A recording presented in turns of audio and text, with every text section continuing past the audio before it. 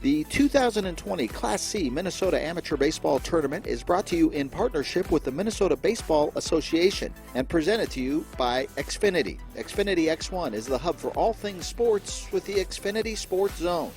And Wings Financial. We're for people like you.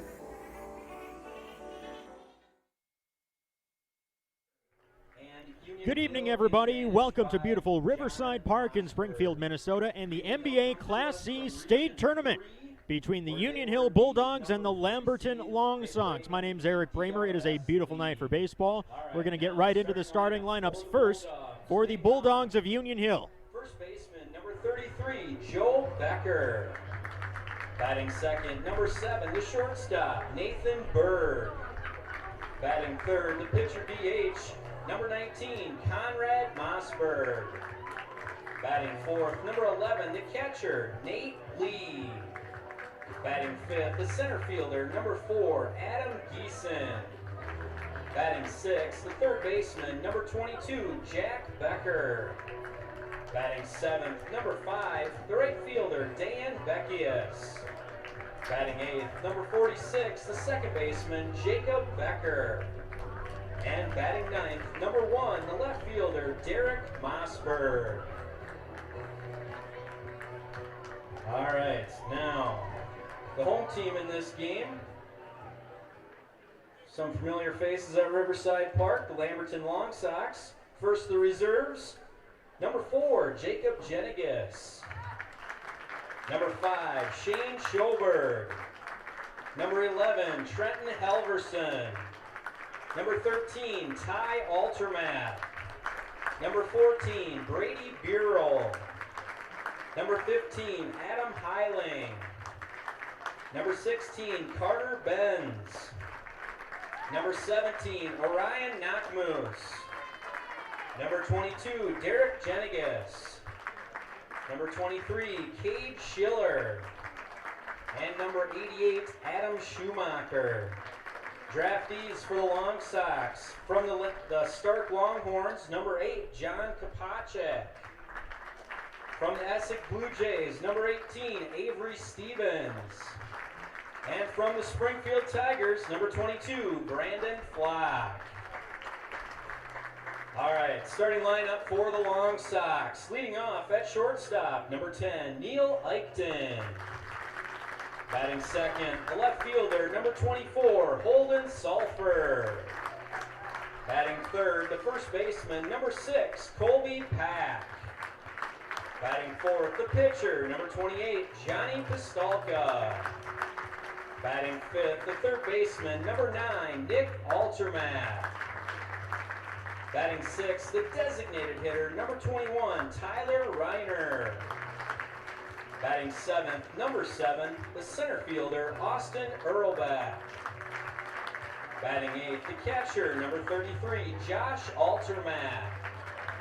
And batting ninth, the second baseman, number 1, Isaac Jennings.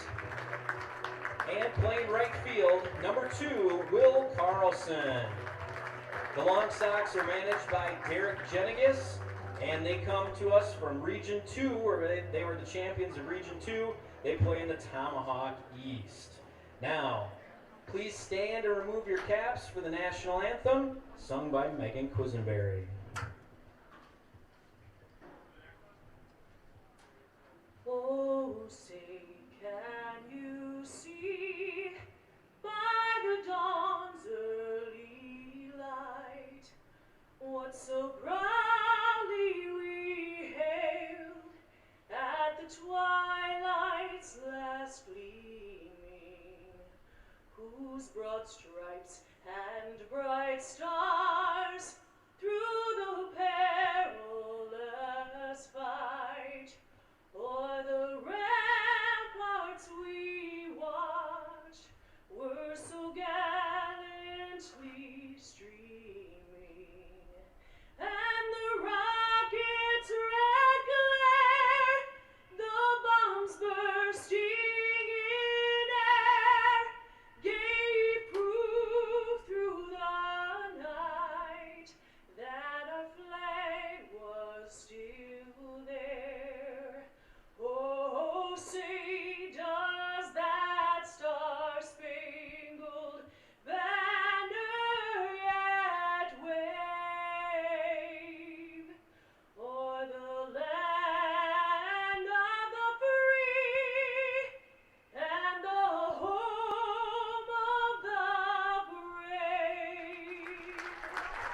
with that, we are ready for baseball here at Riverside Park in Springfield, Minnesota for the Minnesota Baseball Association Class C State Tournament. It's the Union Hill Bulldogs and Lamberton Long Sox. Union Hill had to win a game to get to this point. They beat Avon 13-7 a week ago tomorrow. Lamberton, the home team, had a first-round bye, so they're a bit fresher. We'll see how these two teams face off tonight. Lamberton, a bit of a home field advantage in terms of geographic proximity. Both teams have traveled well within the MBA coronavirus attendance guidelines. That's pretty cool. And with some scattered showers in the mid-afternoon giving way to a beautiful night, should be a fun evening for baseball. He is a fixture at this complex, whether it is keeping book, announcing games, or serving up Bob's Burgers in the concession stand. And we are so thankful for Bob's contributions to Springfield baseball. Here's your pitch, Bob.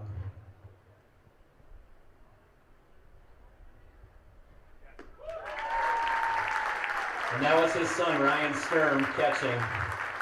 And there's Sturms all over here.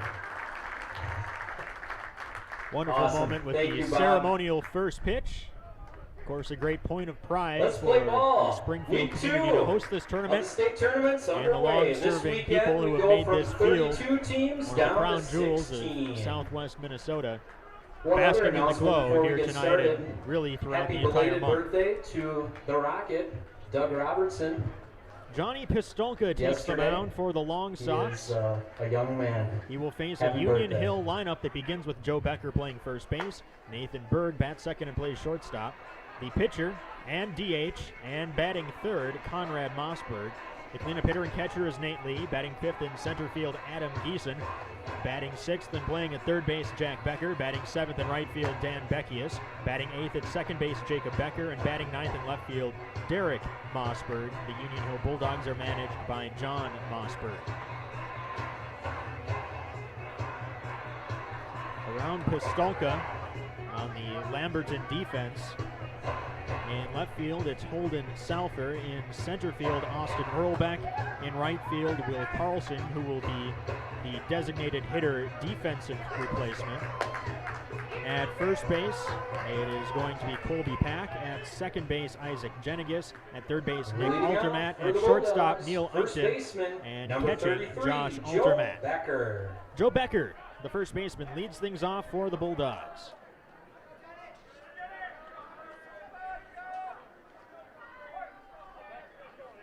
Johnny Pistolka, no stranger to the state tournament. First pitch right down the middle is a strike at 7:30 on the dot. It's 76 degrees and it feels like 76. A nice break from the humidity of these past few weeks. Second pitch lifted foul right side and out of play. Quickly 0-2 to the Bulldogs leadoff man.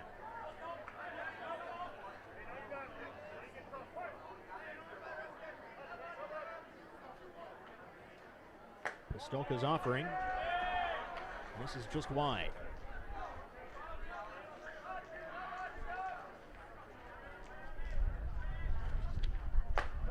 Becker frozen by a breaking ball.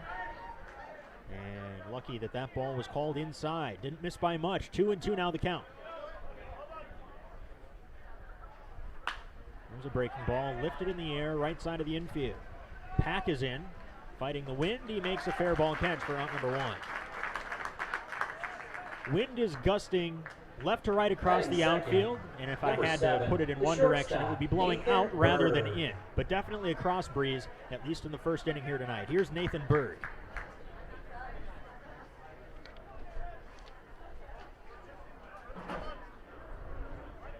Berg just recently committed to Mankato. There's a first pitch strike. Big game-changing 3-run home run in the win over Avon last weekend. It was a 13-7 slugfest that the Bulldogs ended up taking. Count quickly 0-2.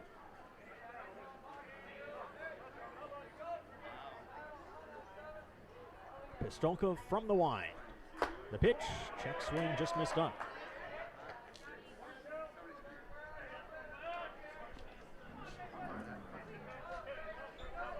Pistolka working quickly. And just as the first batter of the ball game went from 0-2 to 2-2, now Nathan Berg has taken a couple close pitches to make it a competitive count. Hacked foul out of play.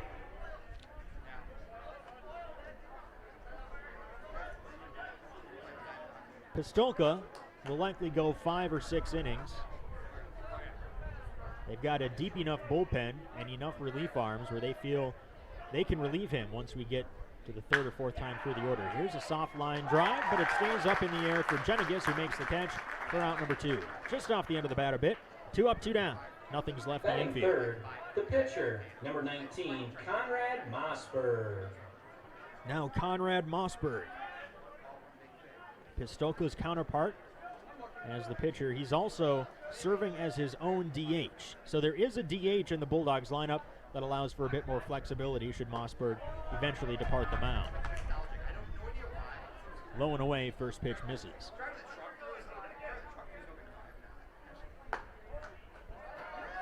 Two and 0.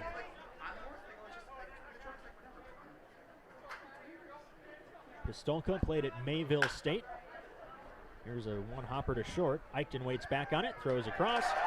Mossberg retired to complete a 1-2-3 top of the first inning. Lamberton coming to bat after this. You're watching PrepSpotlight.tv. 3 up and 3 down.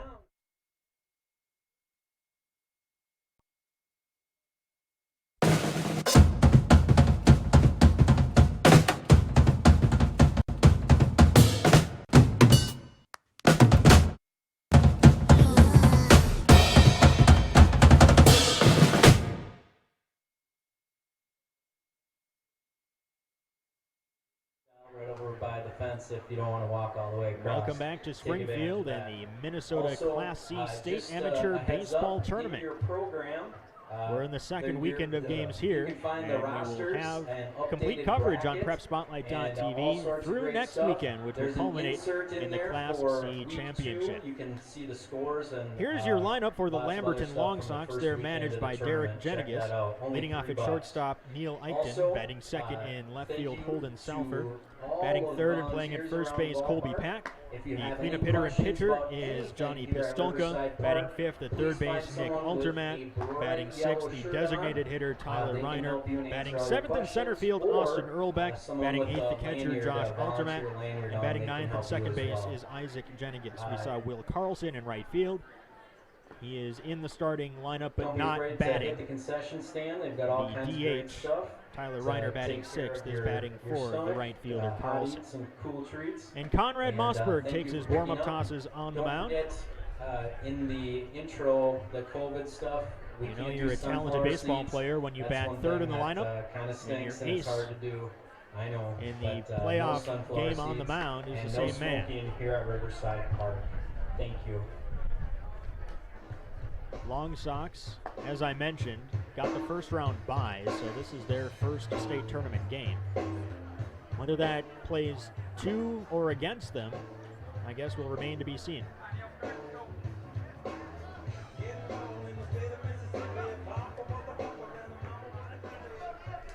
Leading off the bottom of the first, the shortstop, number 10, Neil Eichten.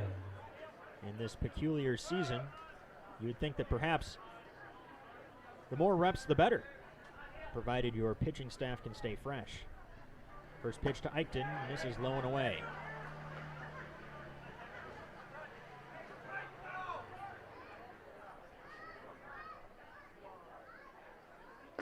And now 2-0.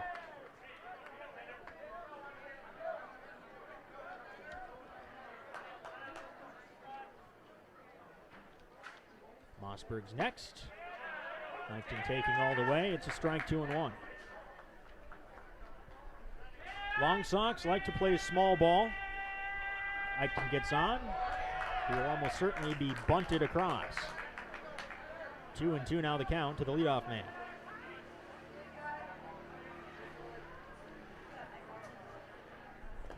And the count runs full. Holden Salfer on deck. Eichten batting .381, 10 doubles, no triples or homers, 4 runs batted in, and he swings and misses, chasing what might have been ball 4. Opening strikeout for Mossberg. Batting second. That'll bring in Holden Left Sulfur. fielder, number 24, Holden Sulfur.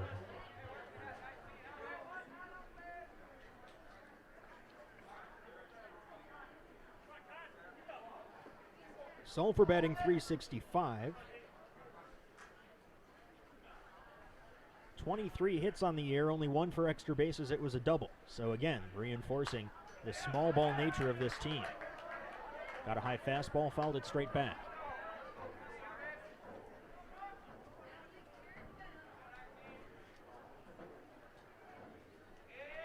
Peculiar dimensions here at Riverside Park. We'll get it into that a bit more as we see the ball in play. 0-1 coming. On the outside edge, a called strike, and it's 0-2. But the most distinguishing characteristic, it's almost a completely square diamond. Just off the edge. Mossberg tried for the same spot but missed.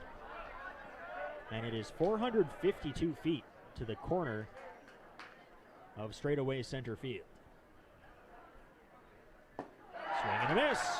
Back-to-back strikeouts to begin the game for Conrad Mossberg. And that'll leave it to Brings Colby up the Pack. first baseman, number 6, Colby Pack.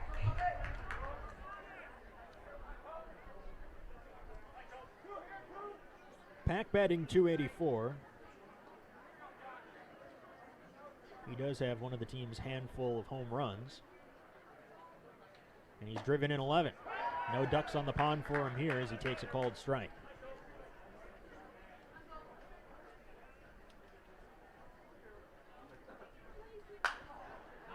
High pop-up, foul first base side, and the wind pushes it out of play.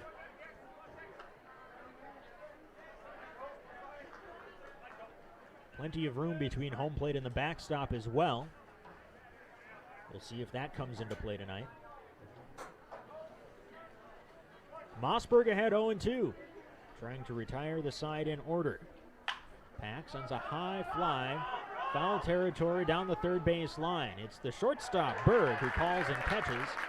Good communication by the left side of the Union Hill defense. And it is indeed a 1-2-3 first inning. Quickly on to the second in Springfield. No score. You're watching Prep Spotlight on TV. No score. Driven to the gap in left center field. This one lands. They throw to the plate. It's not in time. This is score and a walk. Runner going. Beyer. And the pitch gets away. Beyer coming home. There won't be a play. And Foley wins the game. Shorts and delivers. It's hit hard to right. And that is going to be over his head. Delivers an RBI double. 0-2 pitch. Inside corner, strike 3. And that ends the game. He gets him on a called third strike. He had 2 called third strikes in the inning. Ground ball up the middle. Great stop by the second baseman. Firing to first and got him. But guess what? The Prior League Mudcats have just taken the lead. Pitch. Hit a long way. Deep, looking back, and it is gone. And Matt Ambrose has opened this game up with a 3-run home run.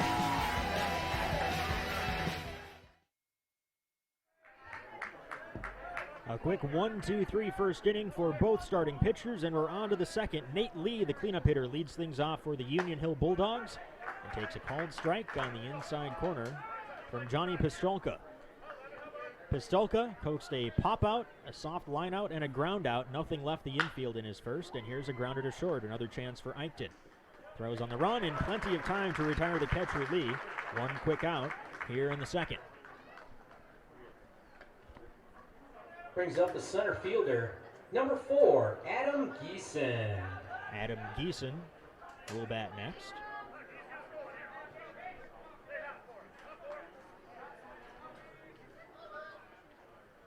First pitch, right down the middle for a strike. Looks like Pistolka's been doing a good job keeping the ball down.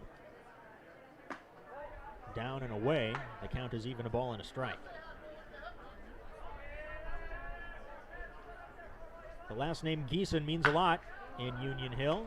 There's a line drive. Hardest hit ball of the day for either team, but it's hit right at Eichten, who records a putout after a couple assists.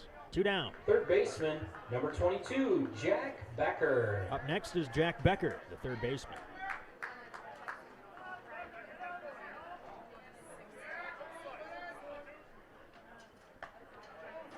Waits on a breaking ball and takes inside. 1-0 the count for the third baseman.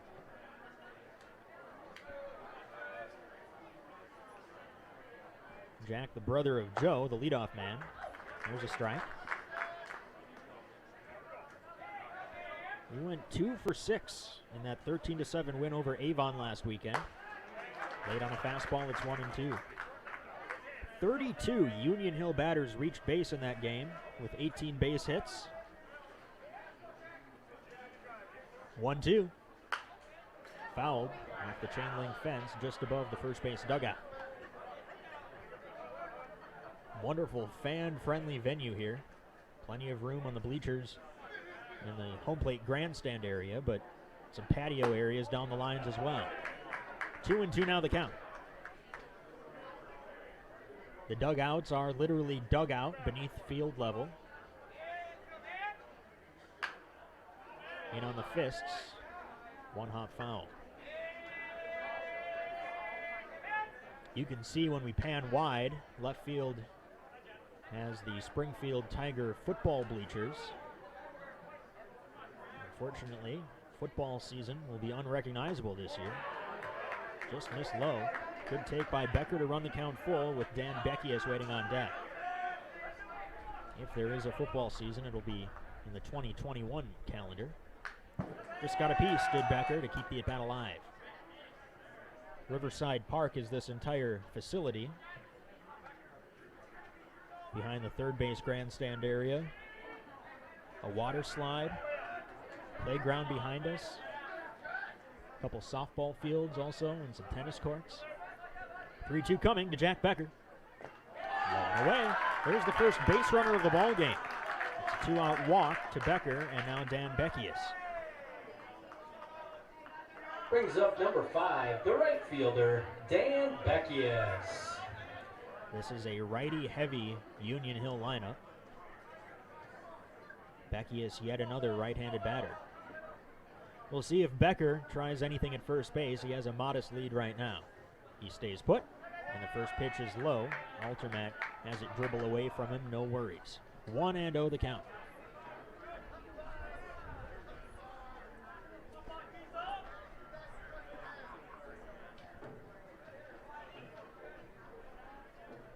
Pistolko's pitch, outer half for a strike, and again down in the zone.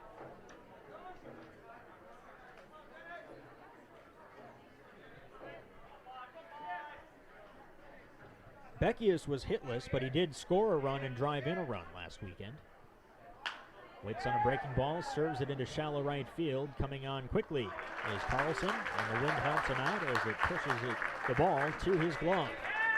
2-out walk does no damage. Another scoreless, hitless inning for Pistolka. Home half of the second coming up. You're watching Prep Spotlight on TV. Left on base. After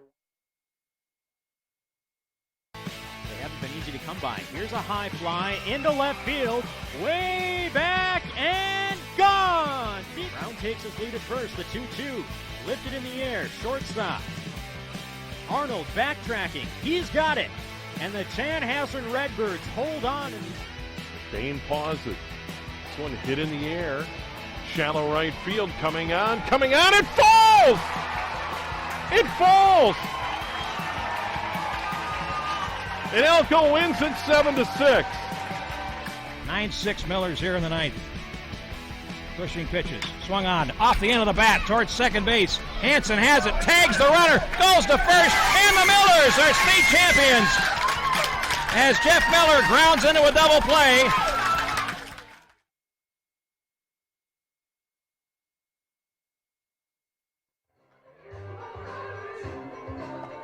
You just saw the moment when the Minnetonka Millers won their Class A state title. And a week from Monday, we will crown a champion here in Class C. Welcome back to the Class C state tournament at Riverside Park in Springfield. It's scoreless between Union Hill and Lamberton heading to the home half of the second Leading inning. off the bottom of the second, the pitcher, number 28, Johnny Pistolka. Johnny Pistolka, the cleanup hitter and pitcher, will lead things off for the Long Sox against Conrad Mossberg. Mossberg with a pair of strikeouts and a foul out in a 1-2-3 first. First pitch was a strike to the right-handed hitting batter.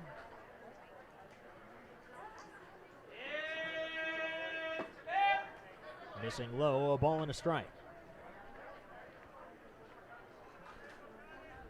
Just nice to hear the concessions vendors hawking products, a sound that none of us have heard enough this summer. Fouled back 1 and 2.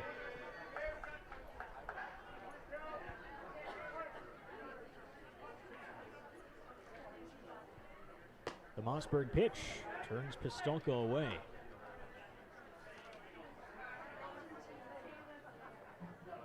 Pistolka at the plate batting .294 with 14 runs batted in. He's called out on strikes and walking away from the batter's box. It appears he knew it.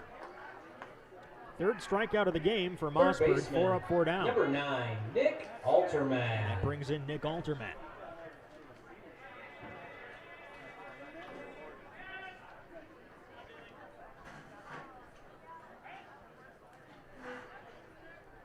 Nick and Josh Altermat, the catcher, both in the starting lineup.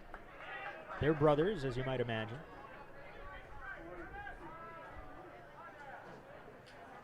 First pitch misses.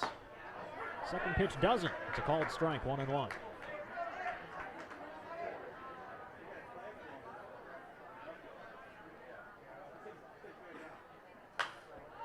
Popped up behind home plate. Lee back for a look. There's the room behind home. And Lee takes advantage of it. A basket catch for out number 2.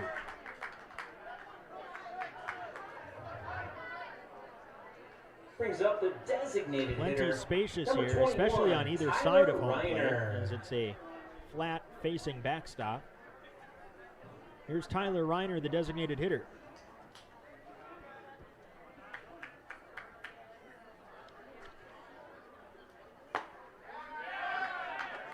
There's a called strike. These two teams have never played. Lamberton did have the advantage of using their bye last weekend and getting a few folks into the ballpark to scout Union Hill. 1-1 the count. Reiner takes a delayed called strike. Verbally it was delayed. Did look like the home plate umpire was popping up out of his crouch. Here's the 1-2 coming from Mossberg to Reiner. Up and away.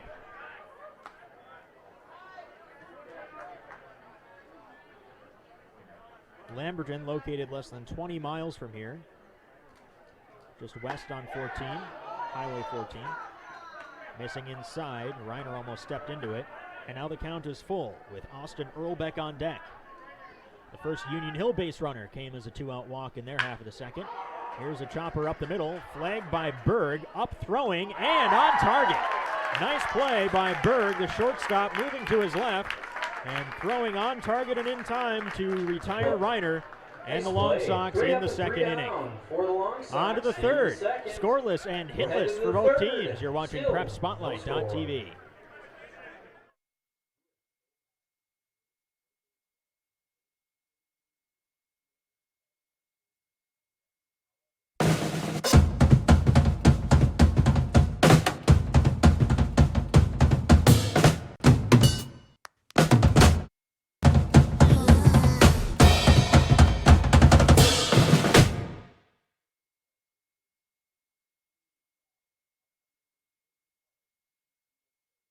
Ballparks open so that we can all continue playing, watching, and fans enjoying here at the baseball. ballpark once again reminded of the social support. distancing guidelines that are making this town ball season possible.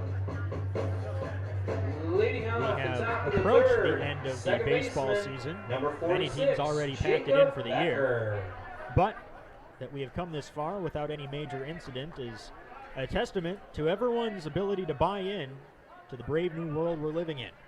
Top of the third, Jacob Becker leads things off, and he takes a strike. 8-9-1 for the Union Hill Bulldogs. Becker, Mossberg, and Becker against Johnny Pistolka. 2-out walk, the only blemish on Pistolka's resume, and he's ahead quickly 0-2 to the second baseman, Becker.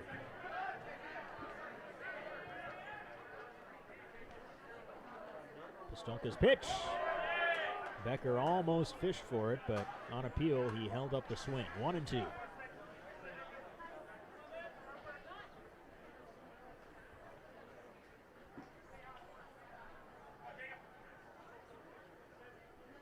Here's the pitch.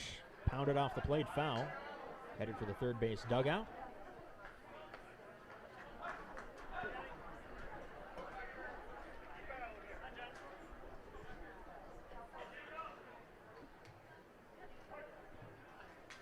As dominant as Pistolka's been, he's yet to strike somebody out. Here's a chopper up the middle. A chance for Eichten. Throws on the run. And it's in time. It's a nice shortstop play from both teams in the early going. That's already the third assist. Shortstops are keeping busy. And fourth Brings play up number one, for Eichten. the left fielder, Derek Mossberg. And Derek Mossberg will round out the starting nine for the Bulldogs, batting at the bottom of the order. Mossberg in left field. First pitch misses.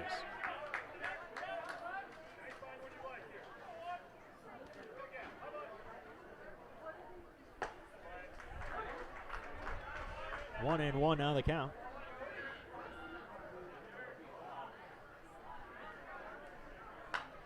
Fouled back. A couple Beckers, a few Mossbergs. It's a family affair when you get to the Class C teams and you see all the familiar last names. In on the hands, rolled towards second. Jennings fields and throws. And that completes a hitless first trip through the order for Pistolka. 2 up, 2 down in the third, and now Joe Becker, who popped up to the first baseman to begin the ball game. Number 33, the first baseman, Joe Becker.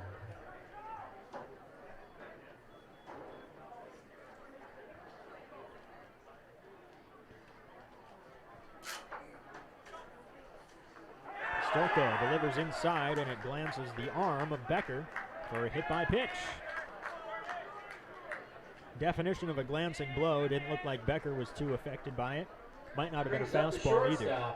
Number 7, Nathan Berg. Another 2-out base runner for the Bulldogs. They couldn't do anything with the walk in the second. Here's Nathan Berg, hoping for a different fate in the third. Berg hit a soft line drive to the second baseman his first time up. And fouls straight back, 0-1.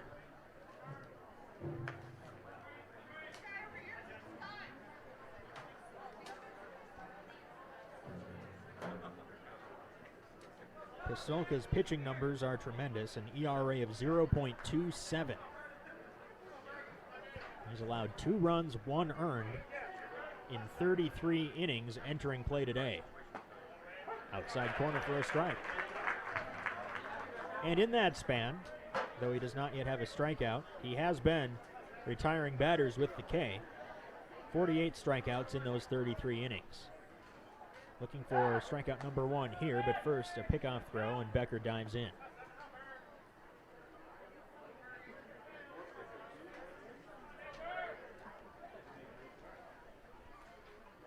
Oh-2. Skips away from the catcher, Altermatt. And scampering to second will be Becker. It's the pitcher, Pistolka, who has to pick it up, and based on the mound visit that's coming, that might have been a cross-up. I think it did skip on the way to the plate, so it should be a wild pitch. Pistolka hopes that one more pitch will end the inning and he won't have to think about it.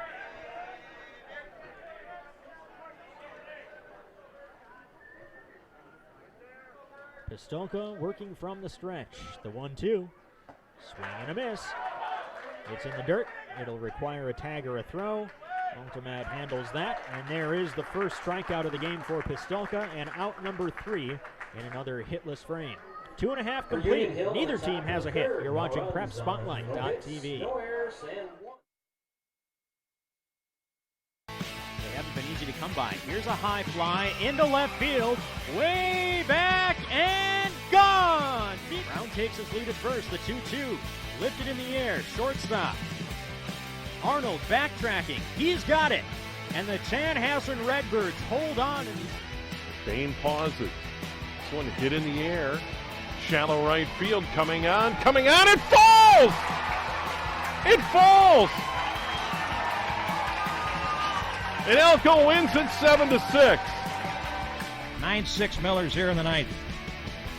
Pushing pitches, swung on, off the end of the bat towards second base. Hansen has it, tags the runner, goes to first, and the Millers are state champions! As Jeff Miller grounds into a double play.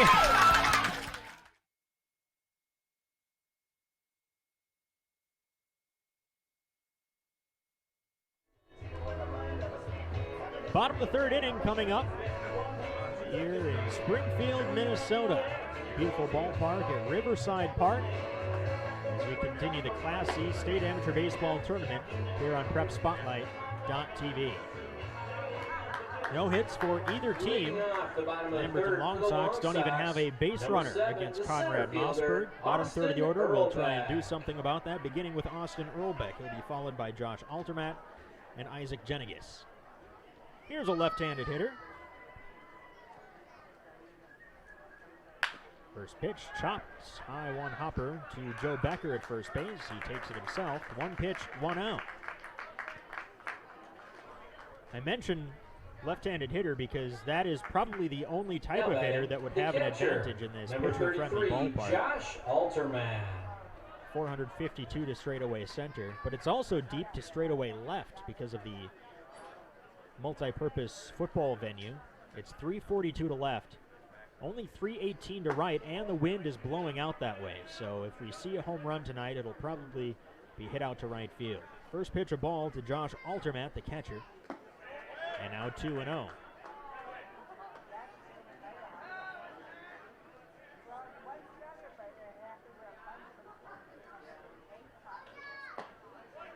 There's a strike, 2-1.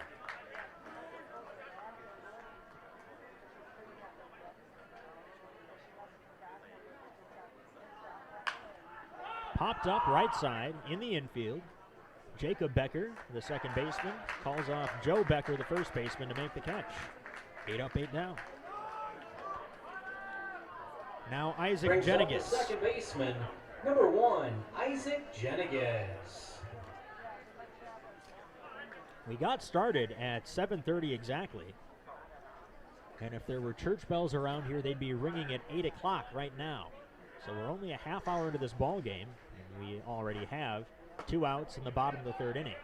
First pitch, a ball high and tight.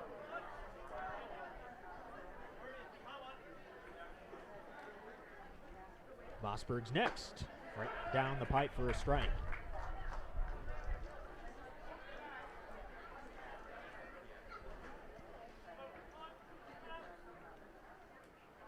Mossberg to the plate, and it misses low and away. Lights are on. There is a sunset somewhere, but the clouds are obscuring it. Strike 2 and 2.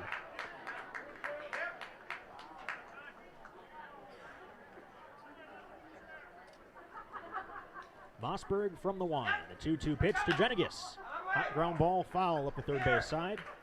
Had it been fair, Becker would have had a play on it.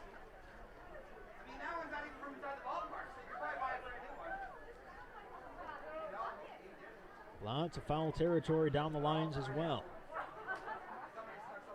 as tends to be the case in the multi-purpose parks. Up and away, 3 and 2.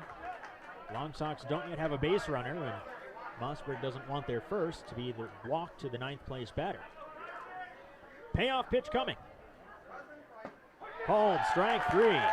4 strikeouts in a perfect first trip through the order. And neither team has a hit through 3 innings here in Springfield. On to the 4th. You're watching Prep Spotlight.tv. I believe the score. Driven to the gap in left center field. This one lands. They throw to the plate. It's not in time.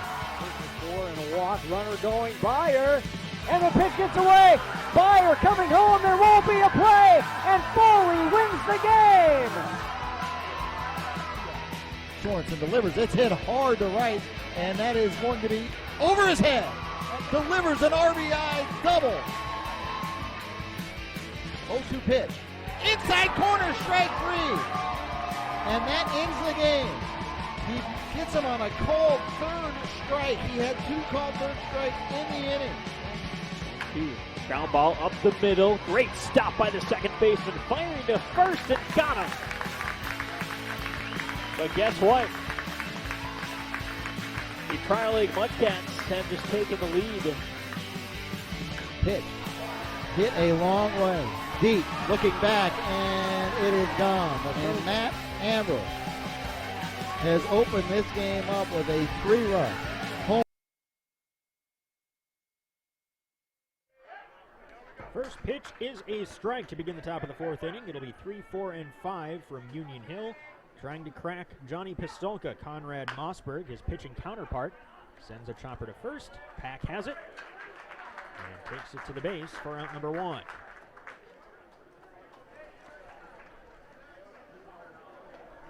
Brings up the catcher, number 11, Nate Lee. Cleanup hitter Nate Lee will bat next. He grounded to short his first time up. Bulldogs have the only 2 base runners of the ball game.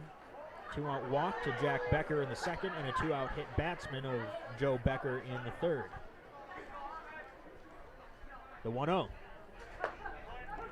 Called strike, 1-1. Both starting pitchers have been effective, that much is obvious, but they've also been efficient. Check swing. On appeal, he went, and the count is 1-2.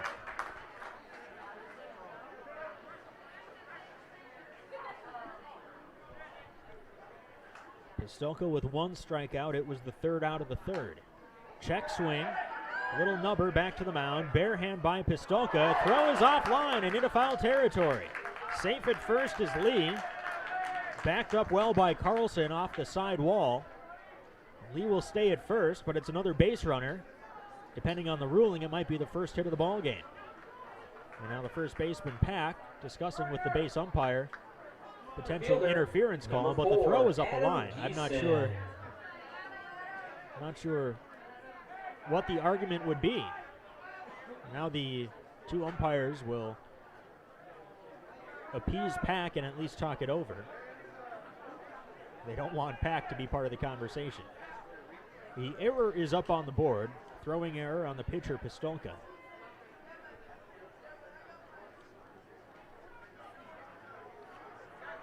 My eyes, admittedly, were not on Lee running down the baseline. You would think with a throw on the infield side of first base, the Pack would have been able to field it. And yeah, they're not going to overturn that call. So another base runner for the Bulldogs. Their 3rd in 4 innings. They're still looking for a hit, but now they've got a man aboard with less than 2 outs for the first time. Here's Adam Gieson, who lined out to short his first time up. He takes a strike.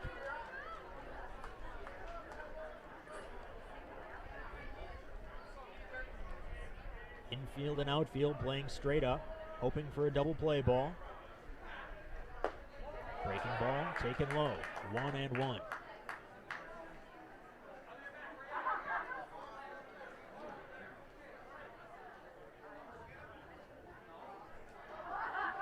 Pistolka delivers to the plate, and it's popped up into center. Into the twilight, Earlback has the play. This time of night, sometimes you wonder about the visibility of the balls, especially when they're tall enough to get above the light standards. Becker. Earlback had the play, 2 down. That'll bring in Jack Becker.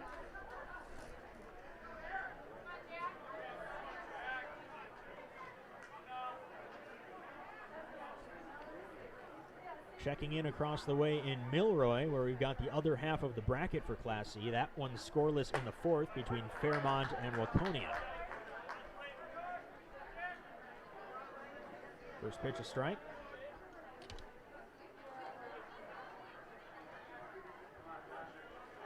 Waconia got to that game with an 8-0 victory over Cannon Falls last weekend here in Springfield. Bounce, but a nice block by Altermat. Becker showed off his nice eye at the plate, drawing the 2-out walk his first time up.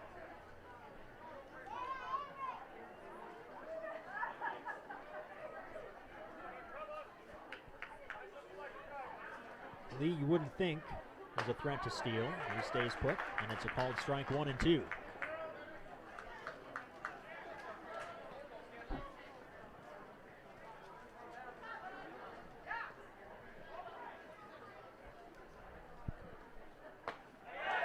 There is a strikeout. Another hitless frame for Johnny Pistolka. And another man left aboard. 3.5 complete in Springfield. Still got no score between the Bulldogs and the Long Sox on Prep Spotlight.tv.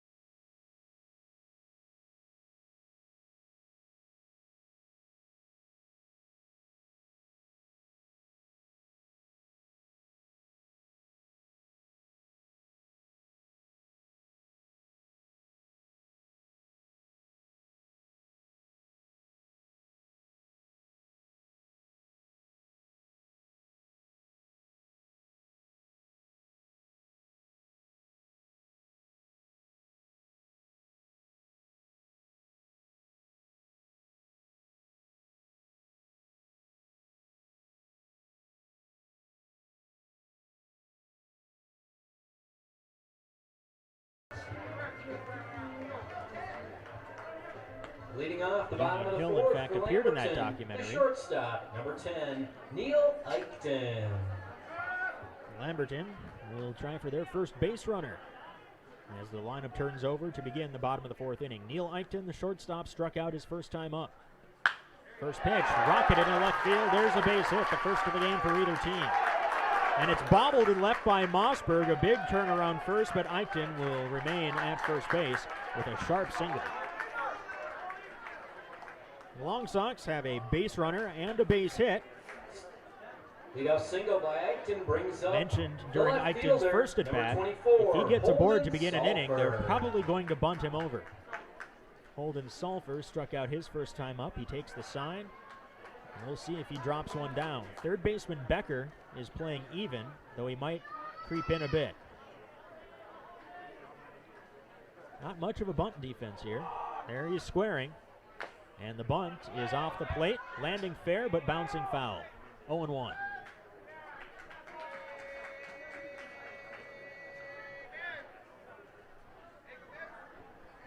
You get Eichten to second base, and with his speed, you'd think a base hit to the outfield would give the Long Sox the game's first lead.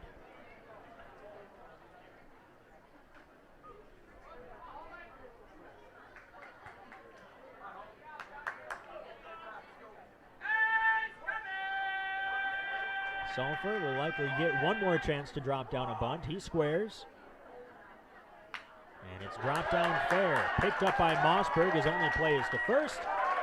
And he throws on to first to retire Sulphur, but it is a successful sacrifice. Score at 1-3, moving Eichten up to second.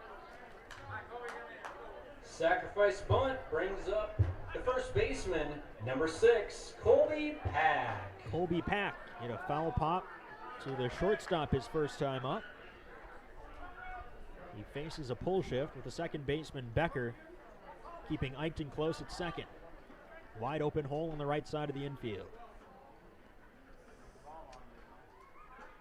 Mossberg's first. Ripped into left field, down for a base hit. Charging quickly is Mossberg. He's up with the throw, and it's strong enough to the cutoff man to keep Eichten at third base. Pair of line drive singles. If that one is not so well hit, it might give Eichten a chance to score from second, but as it is, runners at the corners with one down. Here's Johnny Pistolka, and the old cliche, the pitcher can help his own cause, becomes a little bit more likely when you're batting your pitcher in the cleanup spot. Union Hill wants to talk it over. And within all this, perhaps the threat of some more small ball. Again, cleanup hitter at the plate, you don't want to take the bat out of his hands, but you don't want to put it past the Long Sox either, given the scarcity of runs or even base hits to this point in the ball game. If you're just joining us, the Long Sox have the first threat of the ball game. The inning began with the first hit of the ball game. The pitcher, Neil Eichten sharp single to left after a Pistolka. sacrifice to second. He now stands at third with Colby Pack, who singled at first base. Pistolka went down looking his first time up. Infield hoping for a double play. Pistolka in on the hands, little soft pop-up, caught by the shortstop Berg. He intentionally drops it, but the base umpire is wise to that trick. He tried to turn a double play, but it'll just be a pop-out for out number 2. So Pistolka cannot get the run home. Infield can now play at normal depth for Nick Altermat. Altermat hit a foul pop to the catcher his first time up, straight behind home plate.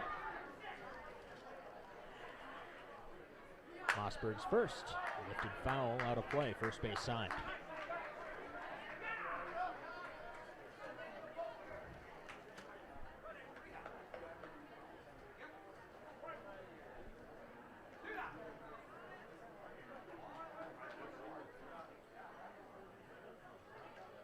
The pitch, Altermat swings, rolls it on the ground towards short. They go the short way where Becker awaits, and Union Hill gets out of the jam. First and third with one down, nobody scores, and we remain without a score as we head to the 5th. You're watching PrepSpotlight.tv.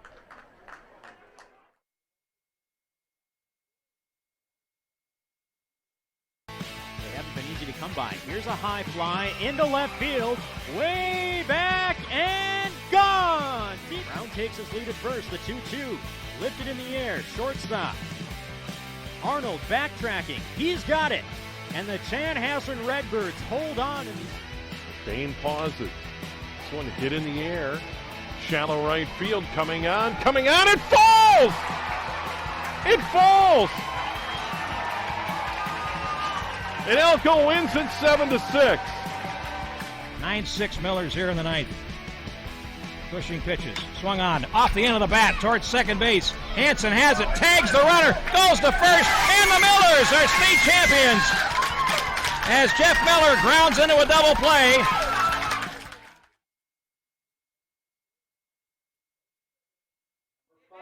Dan Beckius. Dan Beckius will lead things off for the Union Hill Bulldogs in the top of the 5th inning. It'll be the bottom third of the Union Hill order, trying to get at Johnny Pistolka. Perhaps the first shift in momentum after Lamberton was unable to convert with first and third and one down in the home half of the 4th. First pitch is a ball to the right-handed hitting right fielder. Beckius flied out to right his first time up, and he sends it straight back to even the count, a ball and a strike.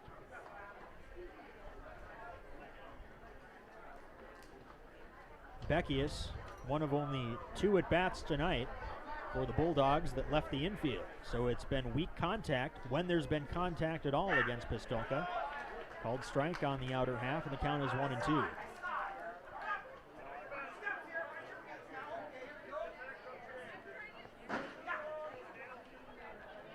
Pistolka's pitch, high fastball.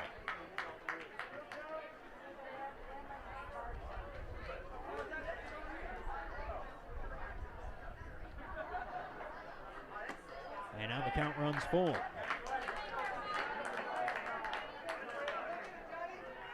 Lamberton got their leadoff man on in the 4th. Got him as far as third base. Here's the payoff pitch. Swing and a miss. Third strikeout for Pistolka, out number 1 in the 5th. Brings up the second baseman, number 46, Jacob Becker. Jacob Becker up next. He grounded to short his first time up.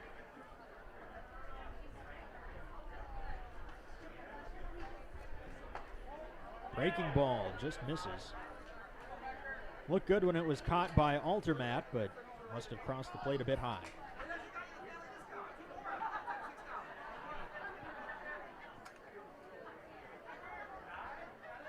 Pistolka's pitch lifted in the air to center. In with the stutter step is Earlback. Now still tracking. He falls to the ground and makes the catch. Staggering in the twilight, Earlback with a nice play to stay with that ball for out number 2.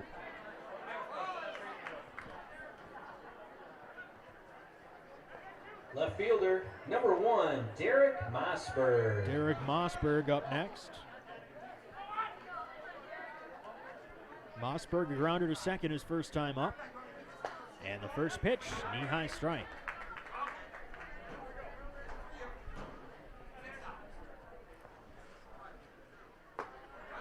Tries a push bunt, but can't make contact.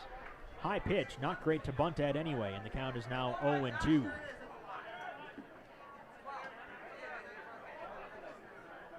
Pistolka trying for a 1-2-3 inning, and he's got it. Strike 3 looking, 5 no-hit frames for Johnny Pistolka. And we're halfway home in this Class C state tournament ball game. No score between the Bulldogs and the Long Sox. You're watching PrepSpotlight.tv. Concession stand. They've had a pretty Driven to the gap in left center field. This one lands. Big throw to the plate. It's not in time. This is 4 and a walk. Runner going Beyer. And the pitch gets away. Beyer coming home. There won't be a play. And Foley wins the game. Sorensen delivers. It's hit hard to right. And that is going to be over his head. Delivers an RBI double. 0-2 pitch. Inside corner, strike 3. And that ends the game. He gets him on a called third strike. He had 2 called third strikes in the inning. Ground ball up the middle. Great stop by the second baseman. Firing to first and got him. But guess what? The Trial League Mudcats have just taken the lead. Pitch. Hit a long way. Deep. Looking back, and it is gone. And Matt Ambrose has opened this game up with a 3-run home run.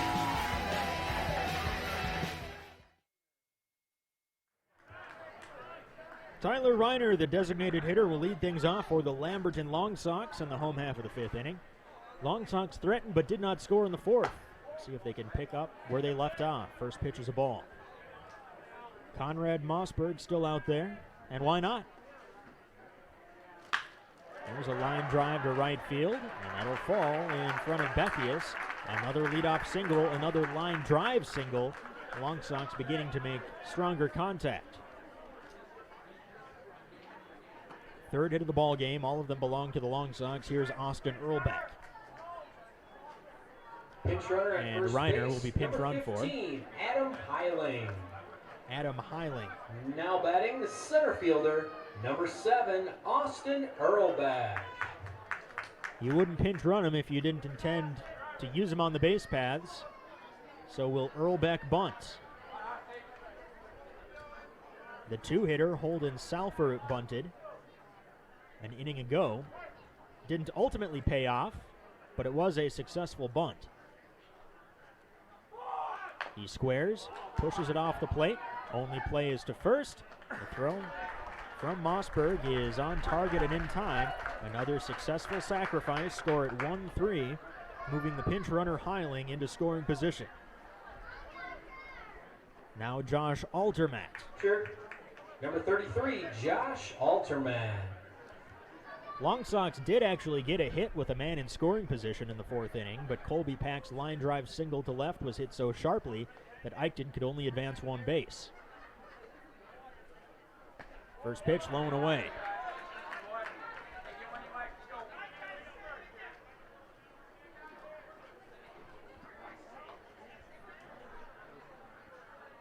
Mossberg sets, and the 1-0. Inside, and it hit him. First base is filled. Now Isaac Jennings will get a chance. Brings up the second baseman, number 1, Isaac Jennings. Now one hit batsman for each starting pitcher. Jennings struck out looking to end the third. That completed a perfect first trip through the order for Mossberg. The second trip has not been nearly as successful. 3 hits, all of them well struck, and a hit by pitch in 8 plate appearances. First pitch misses above the letters to Jennings. Reiner at second, Heiling, the pinch runner for Reiner, is at second. Altermat is at first. Up and away. 2-0.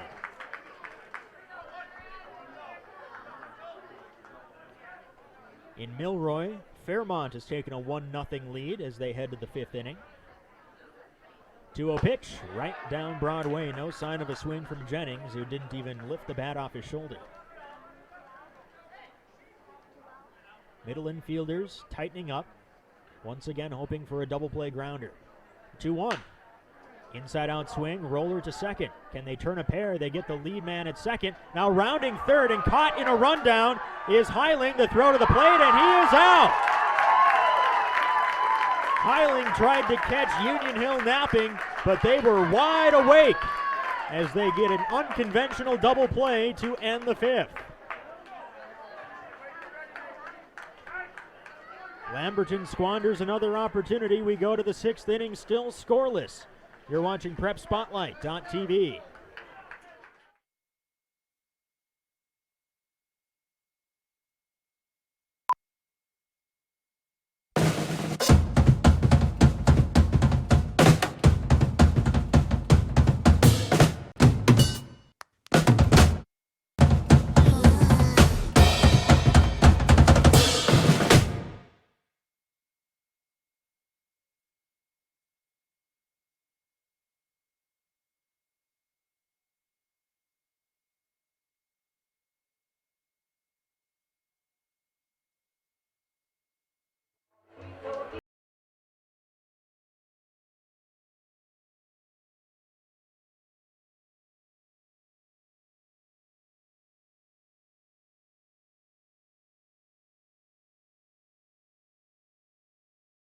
A base running blunder between third and home might have cost them a chance at the run.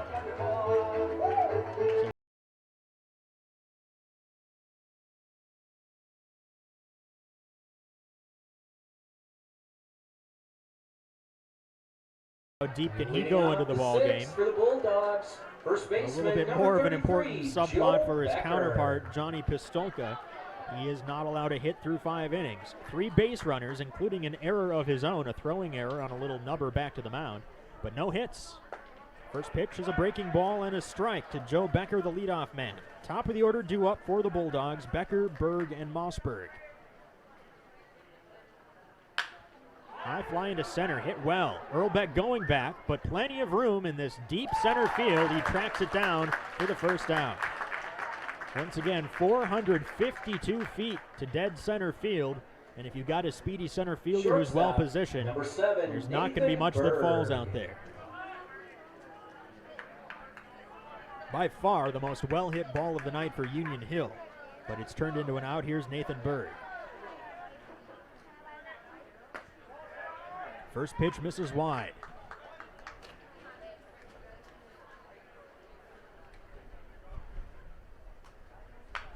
Fouled straight back, 1-1. Very different complexion to this game than the first Bulldog State Tournament game. Again, that was a 13-7 win over Avon last Saturday. In that game, Pistolka kind of ran out of gas. Had some trouble locating his pitches. Fouled back, and the count, Pistolka, this is his first outing, but for the Bulldogs, I should say, they were able to take some deep counts and haven't had that luxury tonight as Pistolka's continued to fire strikes. Chopped foul, 1-2.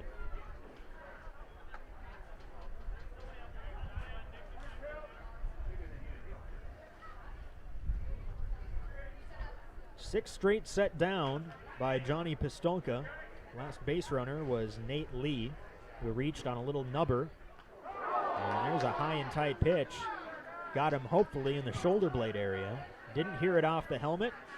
And Berg trotting down to first, so we'll just assume that he's okay. But anytime a fastball goes high and tight, you worry. Number 19, Conrad Mossberg. Second hit by pitch of the night for Pistolka.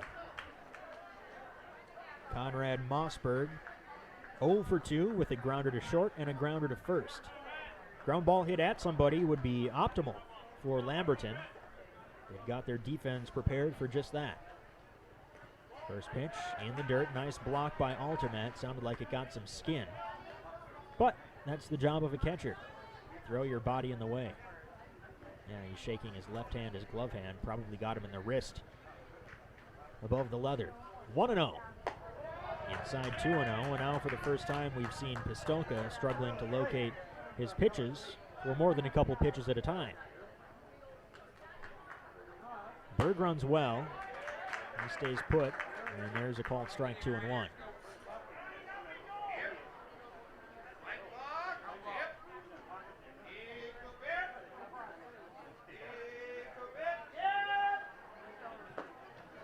The knee is a strike, and the count is 2-2.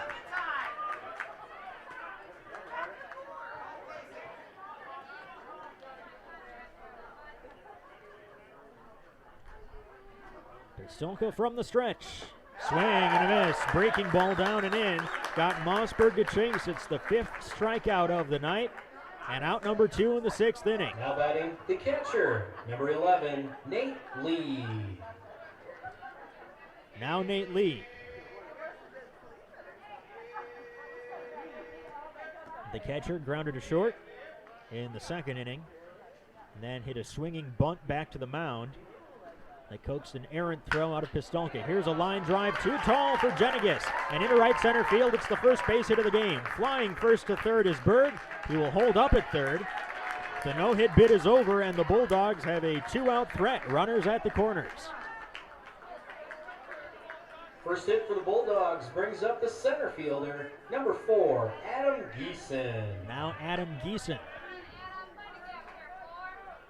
Gieson, at the very least, has hit the ball to the outfield. He lined out to short and flied out to shallow center. Earlback made a staggering catch, trying to fight the twilight. And it is much darker now. First pitch is strike.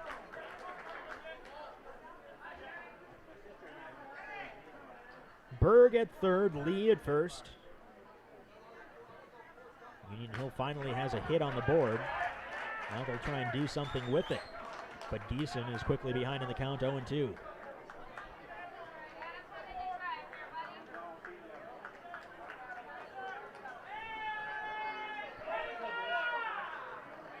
Pistolka stares in, takes the sign. The 0-2 pitch. Off the end of the bat, flipped foul, out of play.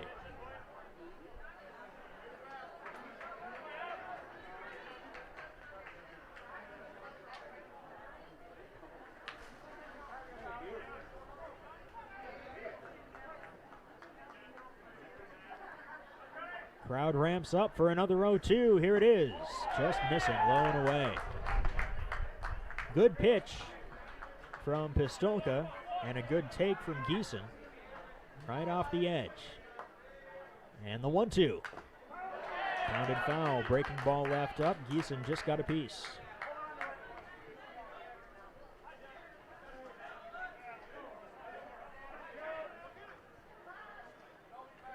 Long Sox 0 for 2 in their scoring opportunities.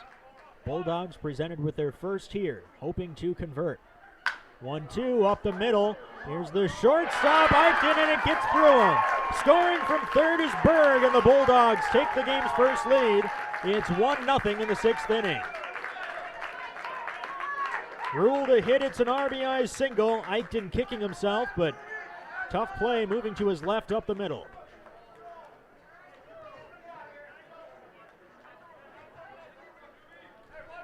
Now batting, number 23. Lee checks in at second. Dubanowski. First and second now, still 2 down for Jack Becker, who's yet to put the ball in play. I beg your pardon, Becker will be pinch hit for it. Zach Dubanowski will pinch hit for Jack Becker.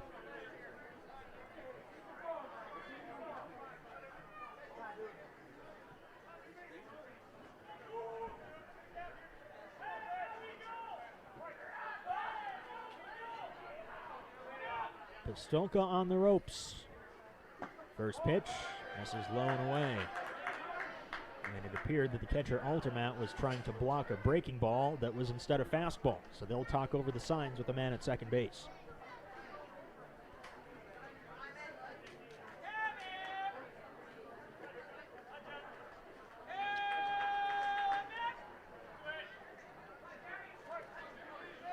Dubanowski was a pinch hitter last Saturday. He was hit by a pitch. Hacked foul, 1-1 the count.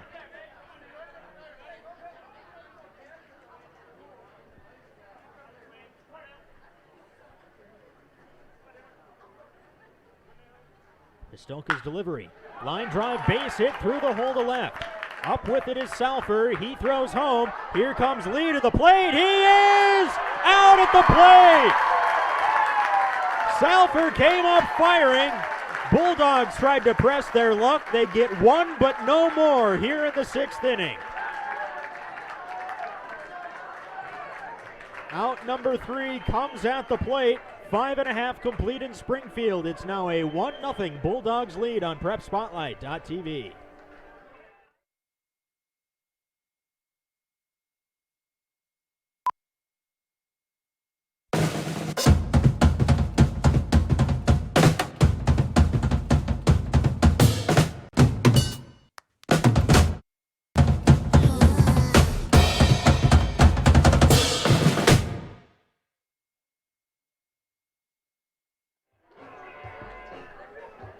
Score at a single and a 7-2 put out at the plate. Can't blame Nate Lee for trying to score. Runs have obviously been scarce here, as the score is 1-0 going to the bottom of the sixth inning. It took a good throw, but Salfer delivered it. They'll be due up second here in the bottom of the sixth inning, as the Long Sox will try and answer. Top of the order due up for Lamberton: Eichten, Salfer, and Pack. Osberg still out there on the mound.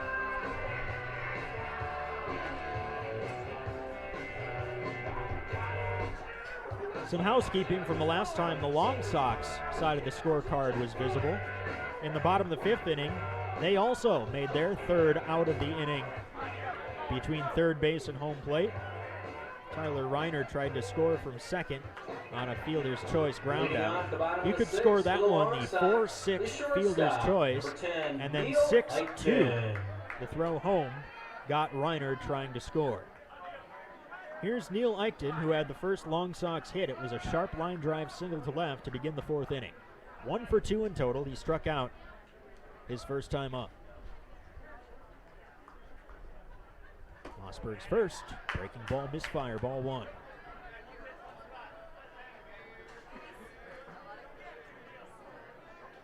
Osberg from the line, pitching with the lead for the first time. There's a strike.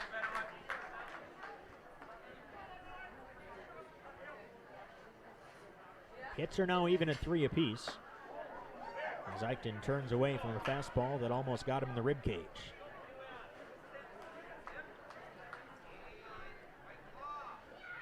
Osberg's 2-1. Off the end of the bat, poked foul down the right field line. Lands in that wide expanse of foul territory, 2-2. Quick moving game. It's an hour and 6 minutes old, and we're already in the bottom of the sixth.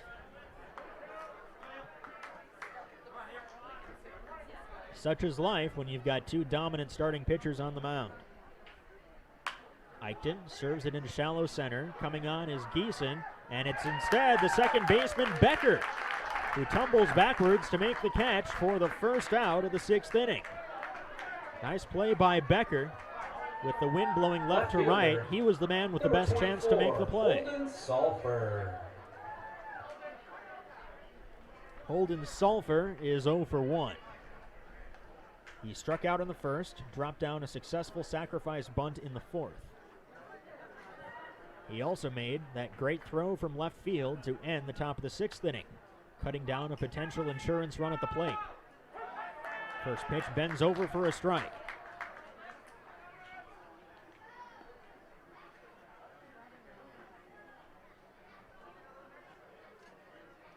Oh, 1 misses low and away.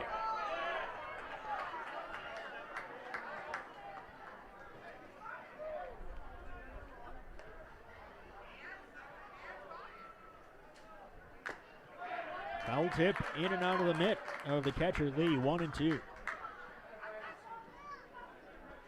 Looks like some action in the Union Hill bullpen. I believe that's the first time we've seen that tonight. And for that matter, some throwing in Lamberton's pen as well. 2-2.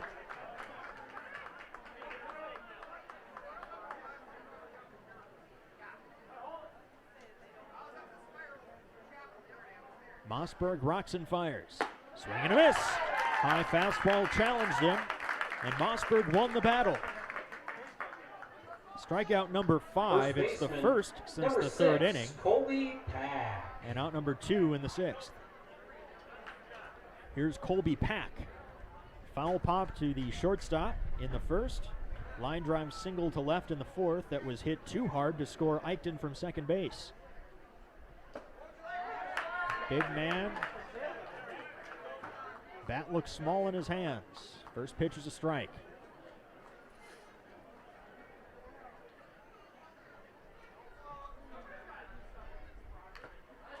Foul tip. Might have been off the mask of the catcher Lee. 0-2.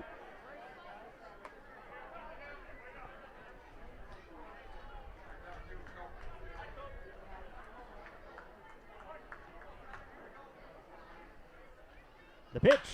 Lifted in the air, down the right field line, hit deep. Becky is going back. He cannot make the play. One hopping off the wall. Rounding first on his way to second is Pack. He slides in, safe with a double. Slid in a little early and almost came up short of the base. But it is a 2-bagger, and Lamberton has a 2-out rally.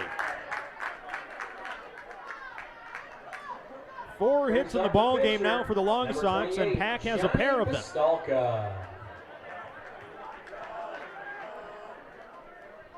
Now here's the pitcher, Johnny Pistolka.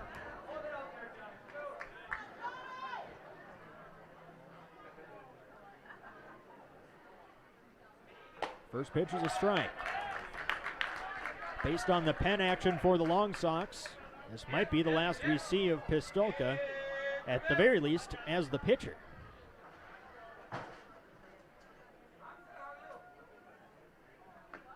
Low and away. Sneaks away from Lee, but just a foot.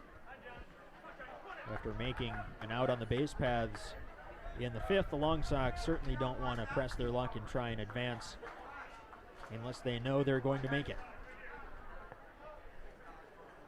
Mossberg to Pistolka. It's been the battle on the mound all night.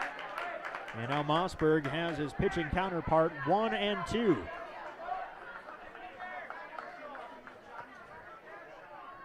Pack at second, the potential tying run. He'll be off on contact. The 1-2. Chopped on the ground, foul up the third base line.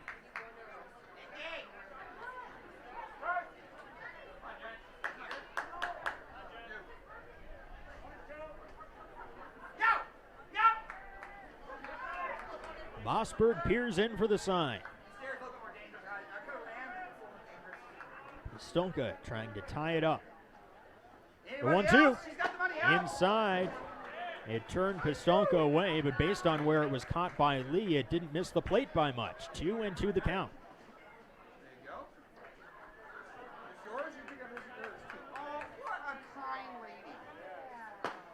Cold strike 3 on the outside corner. Pistolka goes down looking. 6 strikeouts through 6 scoreless innings for Conrad Mossberg. And we head to the 7th here in Springfield. It's still 1-0 Bulldogs. You're watching Prep Spotlight.tv. Union Hill 1, Lamberton 0.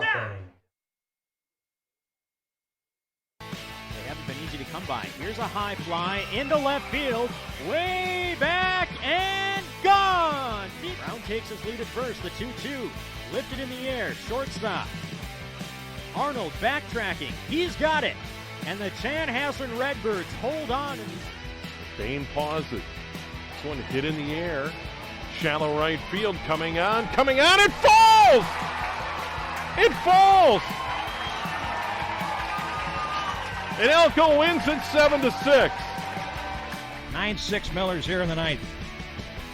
Pushing pitches. Swung on. Off the end of the bat towards second base. Hansen has it. Tags the runner. Goes to first. And the Millers are state champions. As Jeff Miller grounds into a double play.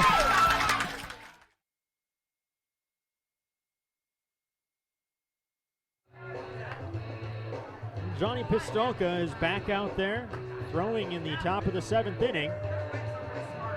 Deeper than his coach expected him to go. But why not stick with him? He's gotten you this far. The only run in the ball game, Union Hill putting together a 2-out rally in the 6th inning. Adam Gieson's RBI single, bringing home Nathan Berg for a 1-0 Bulldogs lead. It'll be the bottom third of the Union Hill order due up: Beckius, Becker, and Mossberg. First pitch misses upstairs to Beckius, 0 for 2 on the night with a fly to right and a strikeout. Pistolka to the plate. There's a strike, 1-1. Long Sox have out-hit the Bulldogs 4-3. There's a called strike 1 and 2. They also have the game's only extra base hit. That was the double just moments ago. Swing and a miss. Beckius late on a fastball. Strikeout number 6 for Pistolka, out number 1 in the 7th inning. Second baseman, number 46, Jacob Becker. Here's Jacob Becker, 0 for 2. Grounder to short and a fly to center.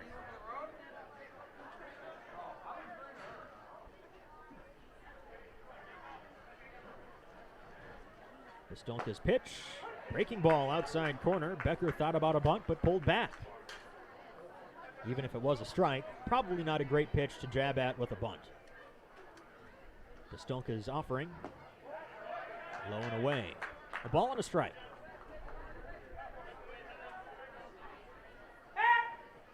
Bulldogs didn't have their first hit until 2 outs in the 6th inning, then 3 straight singles.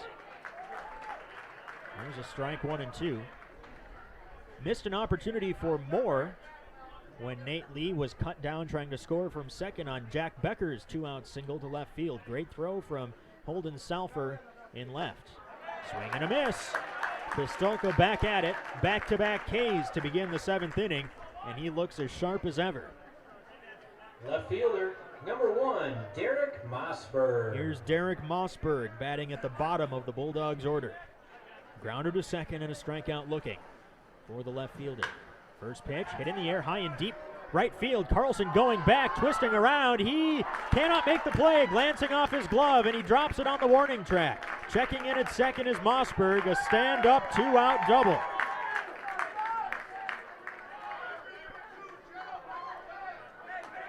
Almost a carbon copy of the double that we saw from Colby Pack in the bottom of the 6th inning.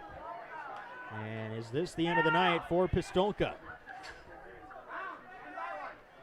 Derek Jennings coming out.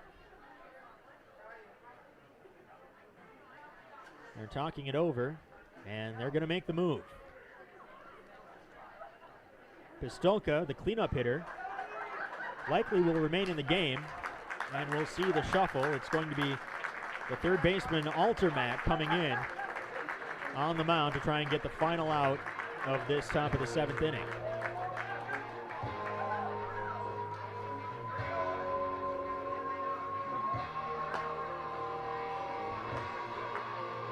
It looks like the first baseman, Pack, will move to third base.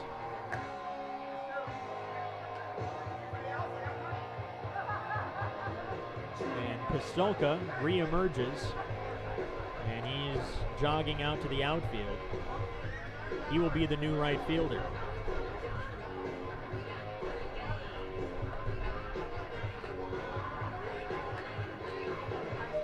I believe the 2 remaining outfielders are the same, but they might have shuffled as well. So we'll try and clarify that if we can get an answer for you.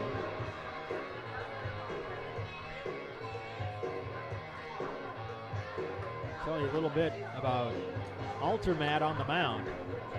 Mentioned the Long Sox feel pretty good about their bullpen depth, and that's probably the only reason why Pistolka is out of this game.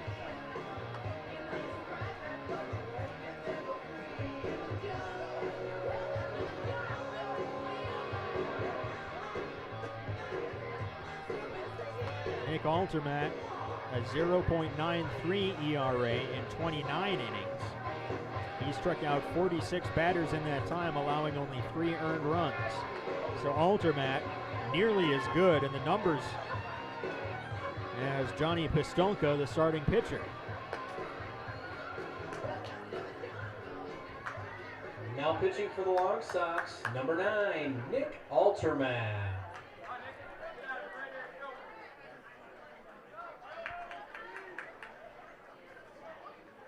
Looks like we might have Trenton Halverson coming in at first base, but until he turns around, we're not going to lock that in the scorebook, and neither should you.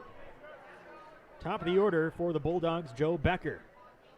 0 for 2, he was hit by a pitch in the third. First pitch swinging, fouled off. And the first baseman is Salford, who had been the left fielder. So we'll assume then that Carlson moved from right field to left. And Earlback stays in center. Taken low, 1-1. Musical chairs defensively for the Long Sox. That's all in the service of keeping their starting pitcher Pistolka in the lineup in the cleanup spot. Mossberg at second. With 2 down, the 1-1 from Altermat. Up and away, 2-1.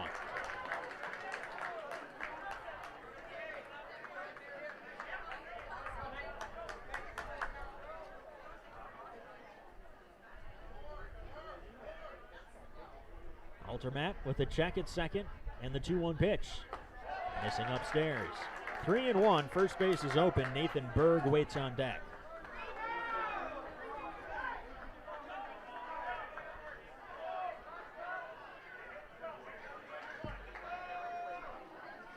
Altermat's pitch inside, a 5-pitch walk. Not the way Altermat wanted to introduce himself on the mound. Number 7, the shortstop. That'll give Nathan Berg a chance. Berg. The line for Pistolka, by the way, while it is still incomplete, reads 6 2/3 innings, 1 run on 4 hits, with 7 strikeouts and 1 walk. First pitch outside corner for a strike. Pistolka responsible for Mossberg at second. And right now, he's on the hook for the loss, even though he pitched tremendous. 0-1, pounded off the plate. A chance for Altermat. The throw to first is on target, and that's out number 3. Altermat comes in, walks the first man, but then retires the second, and it's stretch time in Springfield. A pitcher's duel, 1-0 Bulldogs over the Long Sox on PrepSpotlight.tv. No runs on 1.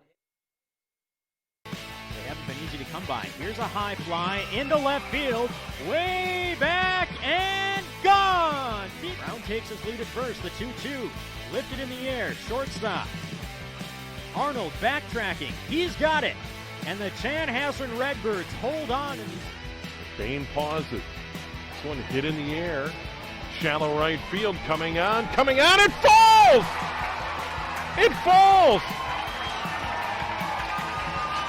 And Elko wins it 7-6. 9-6 Millers here in the ninth. Pushing pitches, swung on, off the end of the bat towards second base. Hansen has it, tags the runner, goes to first, and the Millers are state champions as Jeff Miller grounds into a double play.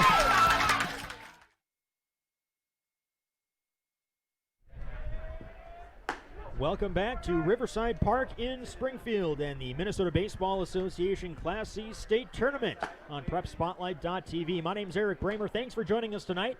Hope you had time to stretch wherever you are tuning in, and we thank you for choosing PrepSpotlight.tv, your home Leading off the bottom of the for seventh prep for Lamberton, and the now pitcher, amateur baseball number 9, Nick throughout the state of Alterman. Minnesota. Bottom of the seventh inning, Union Hill Bulldogs leading the Lamberton Long Sox by a score of 1-0. Hits are even at 4 apiece. Neither team has had too many opportunities. Long Sox will send up 5, 6, and 7 in their order, beginning with Nick Alterman. First pitch, a strike. Alterman is now the pitcher on the mound for the Long Sox. He began as the third baseman. At the plate, he's 0 for 2 with a foul pop to the catcher and a 6-4 fielder's choice to short. Another grounder to short, hit well, but right at Berg. Throw to first is in time to beat him by a step and a half. 1 down. Conrad Mossberg just continues to pump strikes and get batters out. He had a perfect first trip through the order. Number 21, Tyler Reiner. Innings 4, 5, and 6 have all had at least one base hit. And in each of those innings, in fact, the Long Sox have had a man in scoring position. But no runs so far. As Tyler Reiner is back in the game after being pinch run for after his 5th inning single. So Reiner back in. First pitch is a ball upstairs. Reiner 1 for 2. He singled to lead off the 5th, was pinch run for by Adam Heiling. And Heiling tried to score from second on a fielder's choice. Union Hill looked in his direction, and that was all it took to foil that plan. Caught up in a rundown for the 3rd out of the frame. 2-0 strike with the knees on the inside corner. The count 2-1.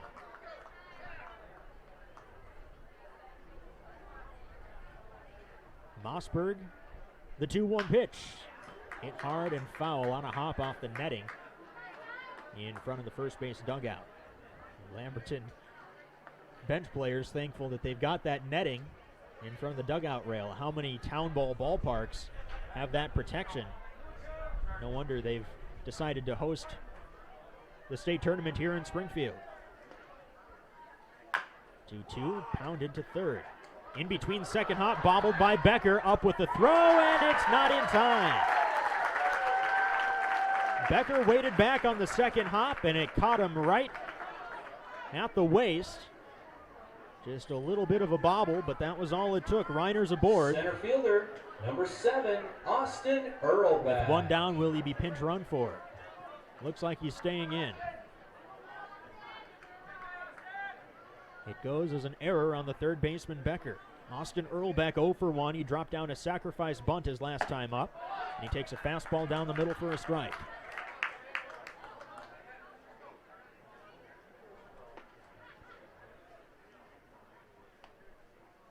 Lamberton manager Derek Jennings told me the other day in a phone call about his team's propensity to use small ball.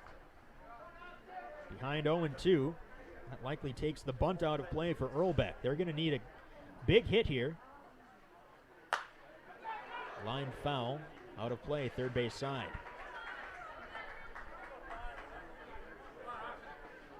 Long Sox have put themselves in position with the small ball. A pair of successful sacrifice bunts after leadoff singles in the 4th and 5th, but they could not get the runner in from third base either time. 0-2. Again, line foul.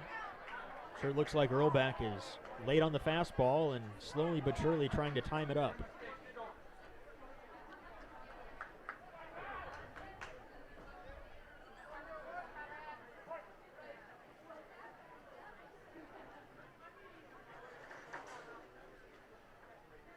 O2 coming. Just missed. Looked like he hit the spot. Catcher Lee barely moved his glove. But Mossberg doesn't get the call. It's 1-2.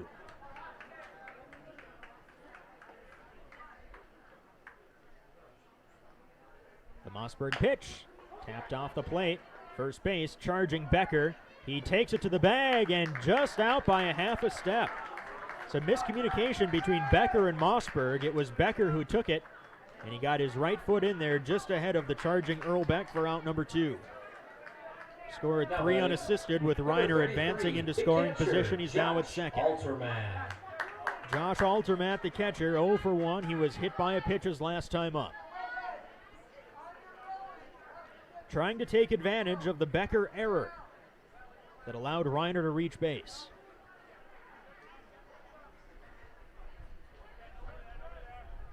Mossberg pitch, fouled at the plate, 0-1. Looked like there was some action in the Lamberton bullpen. But you'd have to think that they would leave Nick Altermat, that is, on the mound for more than one out. Swing and a miss at a high fastball, 0-2. Nick Altermat began the inning with a ground out to short. Josh Altermat trying to pick him up here with a big 2-out hit. Swing and a miss, laid on a fastball. Strikeout number 7 for Mossberg.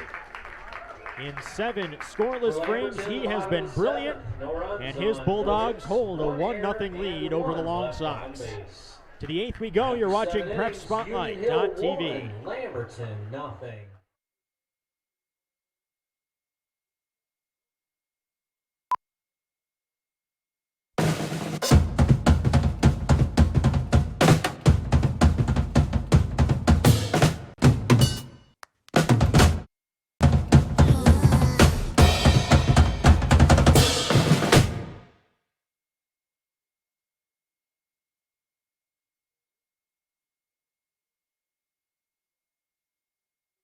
Really, truly a community effort. Welcome back to beautiful Riverside Park in Springfield, Minnesota, and the NBA Class C State Tournament on PrepSpotlight.tv. We have had a great ball game here tonight between Union Hill and Lamberton. Union Hill with a lone run in the top of the 6th inning. To that point in the ball game, they hadn't even notched a base hit, but they strung together 3 singles, the second of which brought home the game's only run. Nick Altermat got the final out of the 7th inning, and he's back out on the mound to begin the 8th, facing the heart of the Bulldogs order, Mossberg, Lee, and Gieson. Leading off the top, the 8th, Altermat in stranding Derek Mossberg in the 7th inning closed the book on the starting pitcher Johnny Pistolka. 6 2/3 innings, 1 run on 4 hits with a walk and 7 strikeouts. Not the type of line that you'd associate with a loss, but that's what Pistolka will get if the score doesn't change. First pitch is a strike to Conrad Mossberg, 0 for 3 with a grounder to short, a grounder to first, and a swinging strikeout. Off-speed pitch, rolled over to second. Jennings on to Sulfur, the new first baseman, and that's out number 1. Up next, Nate Lee. Number 11, the catcher, Nate Lee. Lee got the first base hit of the ballgame for the Bulldogs. It came with a man at first and 2 down in the 6th inning. A sharp single to right center field. First pitch a strike. That kept the inning going for Adam Gieson, who brought home the game's first and so far only run with an RBI single. But Lee, standing at second base, tried to score from second on Jack Becker's base hit to left field. He was cut down at the plate. That prevented the Bulldogs from adding to their 1 run. 1-2, quickly the count. Altermat working with just as much pace as his predecessor. The pitch to Lee, missing wide.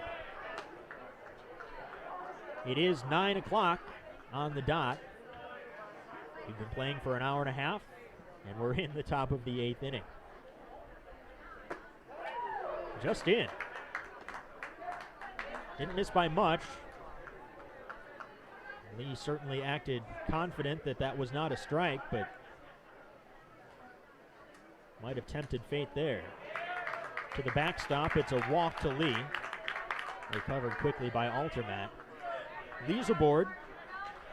It's the second walk in 4 batters faced. Number 4, Adam Gieson. For Nick Altermat. And Adam Gieson will bat. Not before Lee is pinch run for. First base, number 17, Brady O'Neill. Brady O'Neill will pinch run.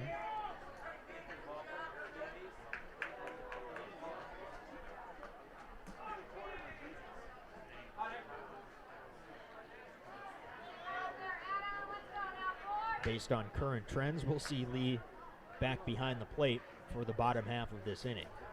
Re-entry rules in town ball allow teams to do that. Altermat sets. The delivery to his fellow Altermat behind home plate is low and away ball one.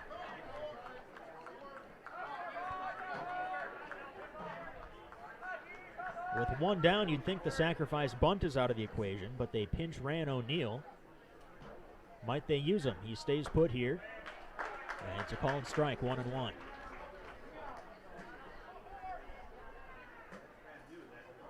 Gieson's RBI single very well might have been the third out of the inning. Hard hit ground ball right up the middle. If it didn't hit the second base bag, it skipped right behind.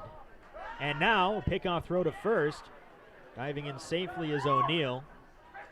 He took a few hard steps towards second before Altermat even broke. Whether it was intentional or not, it certainly got the pitcher's attention. Going back to Gieson's RBI single, Eichten, the shortstop, moving to his left, looked like he had it, and it might have gone through his legs. Would have been a tough play, especially to complete the throw with the speedy Gieson out of the box. But a play that Eichten will probably tell you he should have made. 2-1 now the count to the center fielder. O'Neill checked again. Ball gets away from Sulphur, but still on the infield side of the chalk line. Hits are even at 4 apiece. It has been a tightly played game. There goes the runner, pitches a strike, throw down to second on the third base side, and that allows O'Neill to slide in safely with a stolen base. Wasn't the best of jumps, but it was a good pitch to go on. And with the throw from Altermat on the third base side, no chance for the tag to get down in time. With a man at second, the Altermats will meet and discuss what sign combination they want to use. The count is 2-2 to Gieson. Love a strikeout here to keep him at second.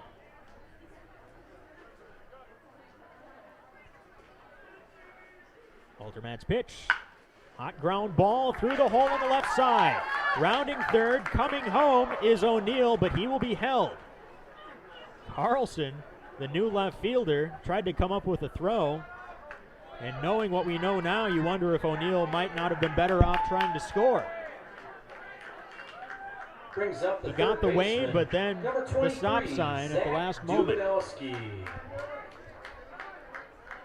Sharp single for Gieson, his second of the ball game. Runners at the corners with one down. And now a mound conference to talk this over.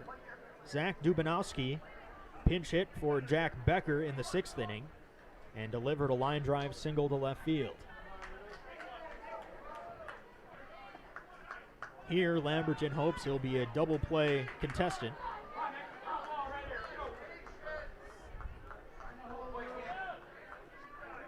Corners playing even, looking for a ground ball.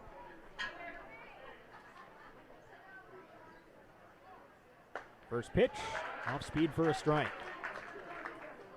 O'Neill dancing off third. Gieson just as fast, if not faster, at first.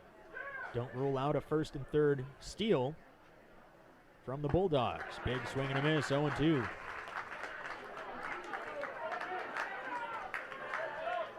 Dan Beckius is on deck. He's 0 for 3 with a pair of strikeouts so far tonight.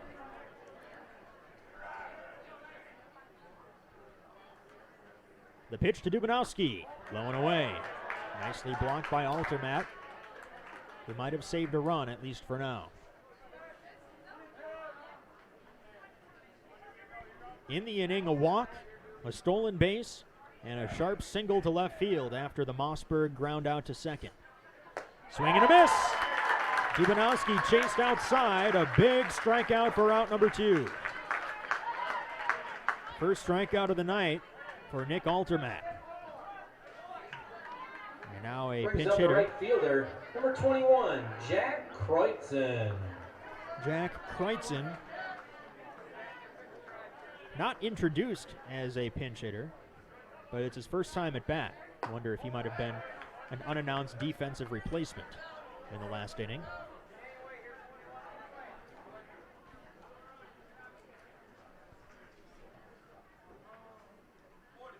Creighton fouls it off, and the count is even 1-1.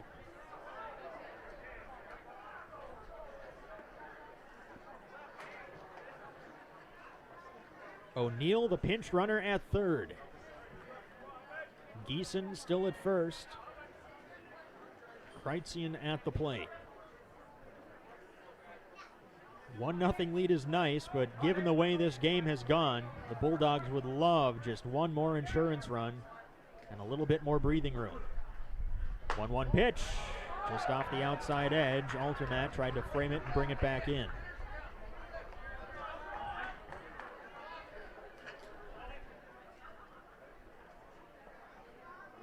Altermat's pitch, breaking ball, throws Creighton, and the count is 2-2.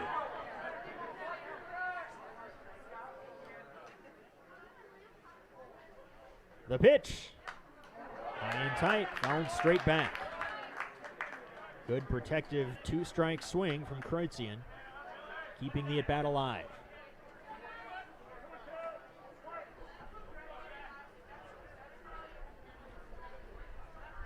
There goes the runner from first. Pitch low and away, and no throw. I was wondering when it was going to happen.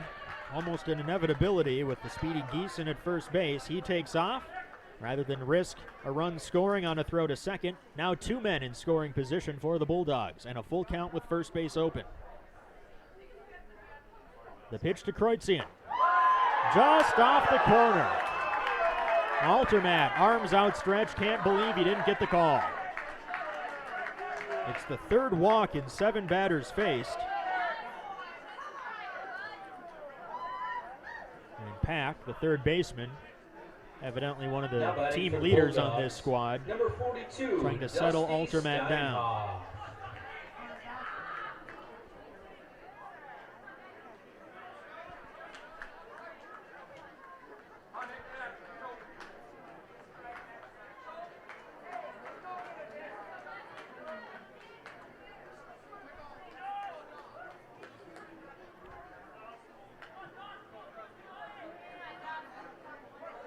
Union Hill, we've got Dusty Steinhoff, who's not on my lineup card, but that's how he was announced. And he takes a strike. Jacob Becker had gone 0 for 3.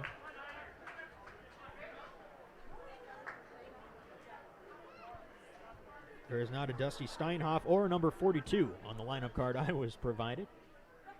There's a strike, 0-2.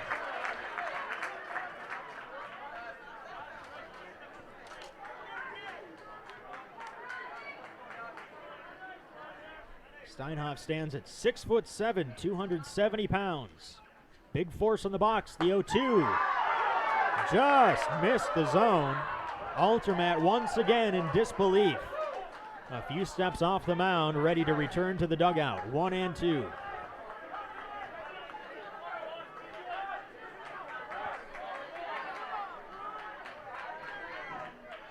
Bases full of Bulldogs. The 1-2 pitch from Altermat. Checked his swing, low and away. 2-2.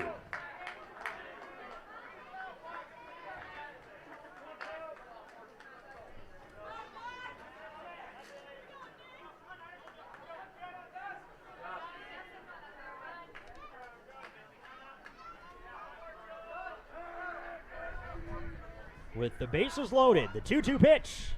Steinhoff with a chopper towards short. Eichten fields, throws across, and the stretch is made by Salfer for out number 3.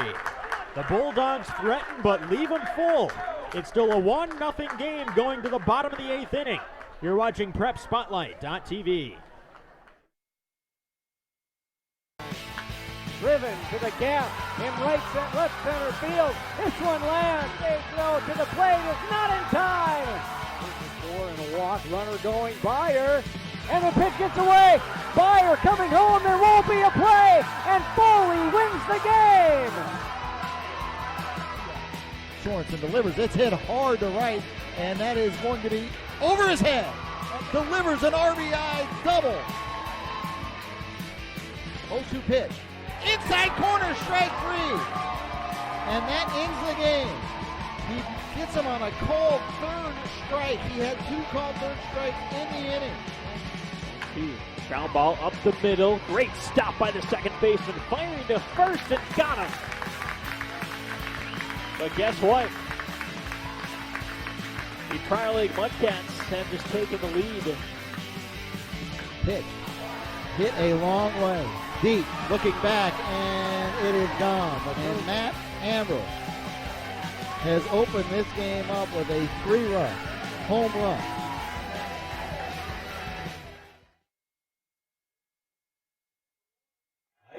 Jennings. Isaac Jennings will lead things off for the Lamberton Long Sox in the bottom of the 8th inning, trailing 1-0 to the Union Hill Bulldogs. This has been a great game. Long Sox yet to score, but they've had their chances. It'll be 9-1-2, beginning with Jennings 0 for 2 with a fielder's choice so far tonight. Conrad Mossberg still out there and still pumping strikes. 0-2, quickly the count.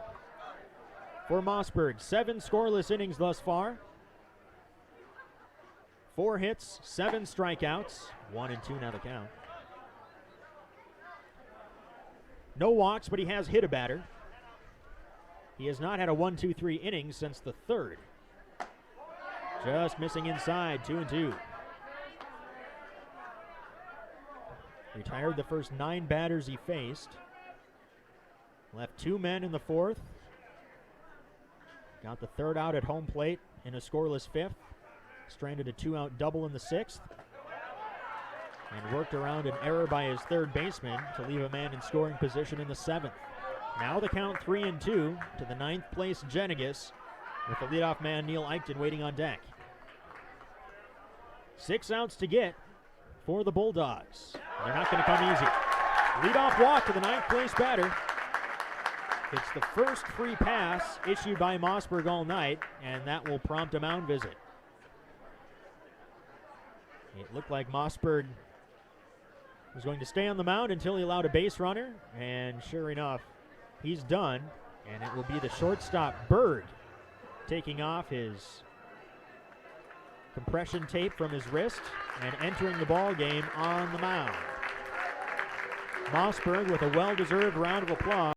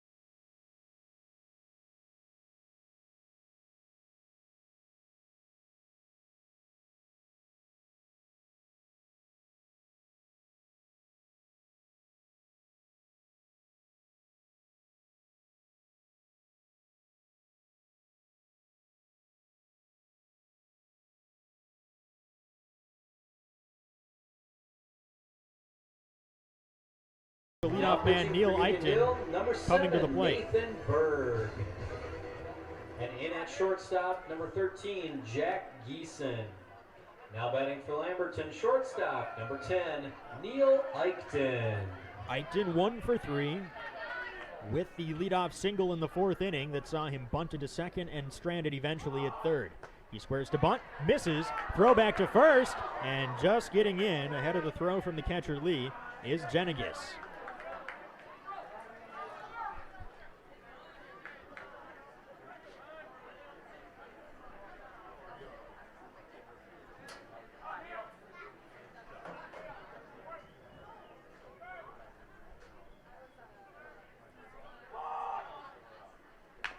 Berg's pitch, bunted, fair, third base side, picked up by Becker, throw to first, they just got him by a half a step.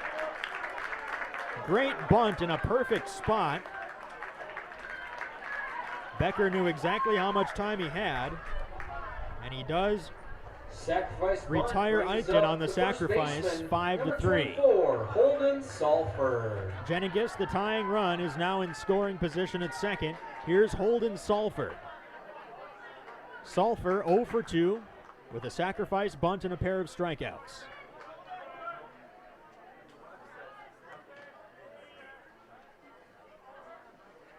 First pitch, outside corner for a strike, 0-1. Lone run of the game came for the Bulldogs in the top of the 6th inning. 0-1, inside corner for a strike. 0-2 to Salford.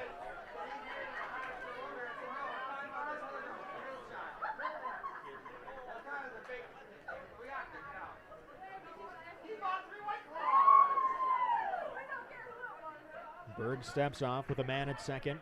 He and his catcher Lee likely using an indicator. Berg sets, and the 0-2 pitch just outside. Good take by Salford. Salford began the game in left field, recorded an outfield assist at the plate, and has since moved to first base. The 1-2 just got a piece. He was right on it too. Fouled straight back. Fastball middle in. Elevated as well. Salford underneath it just a touch.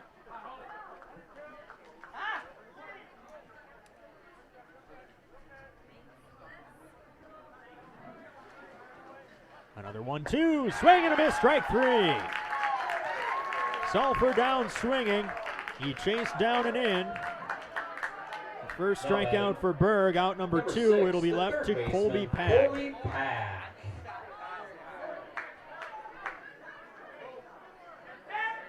Pack laced a line drive single to left field in the 4th inning. And banged a double down the right field line, showing some opposite field pop in the 6th. With 2 outs, he didn't get any further. First pitch misses low, ball 1.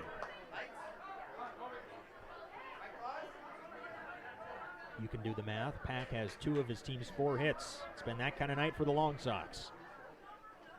Trying to take advantage of the leadoff walk. There's another 90 perhaps for Jennings. The throw to third, and he just gets in. Hard carom off the backstop. Lee was waiting for it, and an on-target throw to third almost got Jennings, but it's a wild pitch, and the tying run is 90 feet away. 2-0 now the count.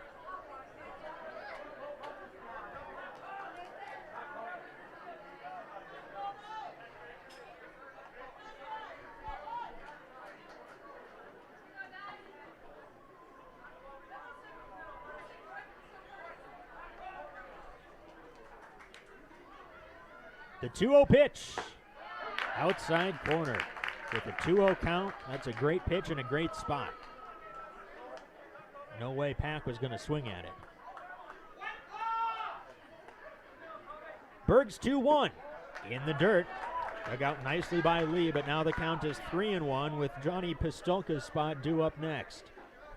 And Pistolka, who began the game as the pitcher, is still batting cleanup. 3-1, missing low, ball 4. A 5-pitch walk, the second free pass of the inning. And now runners at the corners for Johnny Pistolka. Right fielder, number 28, Johnny Pistolka. Pistolka 0 for 3. And it's not been his day at the plate. He struck out twice looking. And in the 4th, with men at the corners and 1 down, he swung at the first pitch and hit a weak little pop-up to short. Chance to atone for all that here. First pitch strike.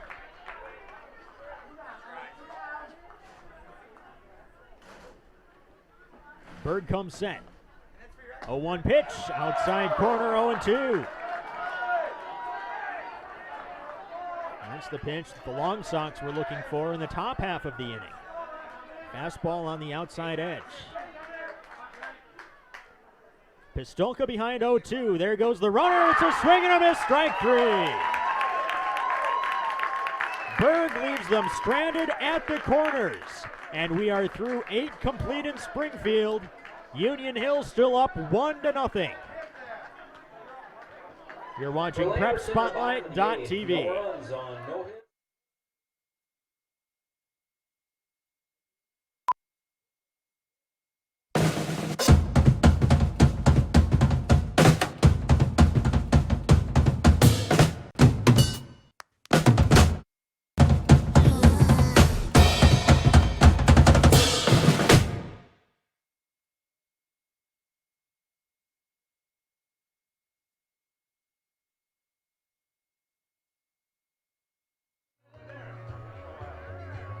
Welcome back to the MBA Class C State Tournament here in Springfield, Minnesota at beautiful Riverside Park. My name is Eric Bramer.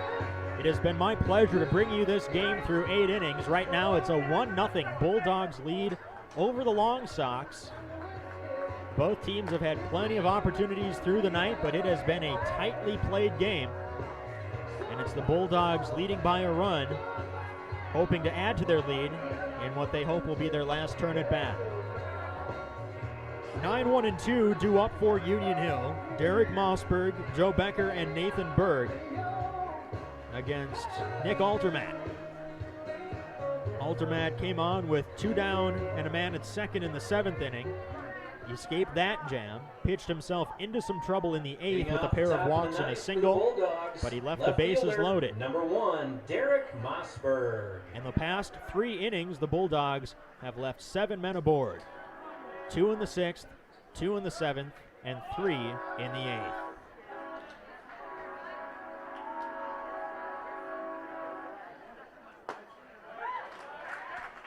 First pitch is a strike. That's the 924 passing through Springfield off in the distance.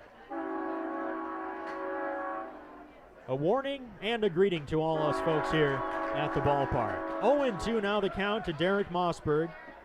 1 for 3 with a double to the opposite field his last time up. Swing and a miss. A quick strikeout. Second of the game for Altermat in relief, and out number 1. Back to the top of the order. Feel like we're at Safeco Field or T-Mobile Park in Seattle, Washington, home of the Mariners. Now Joe Becker, first pitch, pounded off the plate, high chopper, fielded third baseman Pack, throws across in time. 2 quick outs. That's exactly what Lamberton wants to get the bats back to work. And credit to Pack, who began the game as the first baseman, taking charge at third. He was the man best equipped to field that ball, and with his momentum carrying him towards first, deliver a strong throw. Nathan Berg is due up. He is the pitcher. So might they send someone else to the plate and re-enter Berg so he doesn't have to take his mind off the task at hand, which is completing the save. Looks like they're going to make some move. John Mossberg out there talking with the home plate umpire. And as you can hear, evidently they don't stop selling beer in town ball after the 7th inning stretch.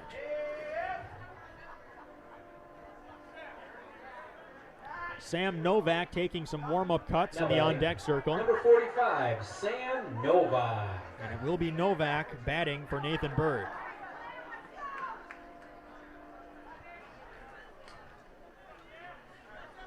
By my count, that's 5 spots out of 9 in the Bulldogs batting order that have been disturbed, if you will.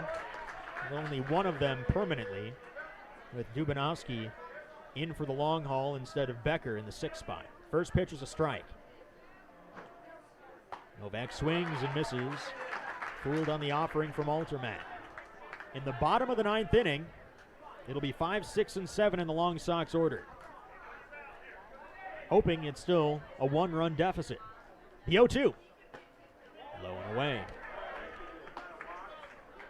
Winner of this game will play the winner of Sunday's Laverne and Young America game. That'll be Saturday the 5th. And there's a strikeout to end the top of the 9th inning. Altermat does his job well, and now the offense will try one last time to scratch across a run and preserve the Long Sox season. We'll be back with the bottom of the 9th inning after this on PrepSpotlight.tv. They haven't been easy to come by. Here's a high fly into left field, way back and gone! Brown takes his lead at first, the 2-2, lifted in the air, shortstop.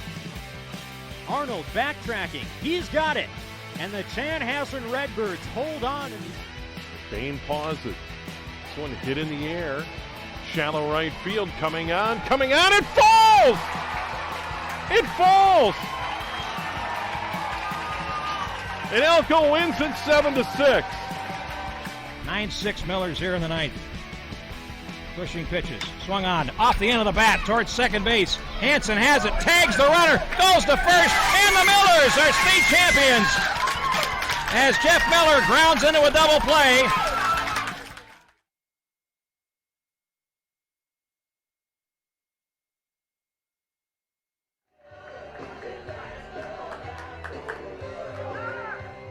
The Bulldogs of Union Hill lead at 1-0 over the Lamberton Long Sox as we head to the bottom of the 9th inning in the MBA Class C state tournament. For the Long Sox, the pitcher, number 9, Nick Altermat. Nick Altermat leads things off. It's 5, 6, and 7 for Lamberton against Nate Berg. First pitch fouled straight back. The other game going on tonight in Class C, Fairmont is up 2-1 in the 9th inning. That game across the way in Milroy.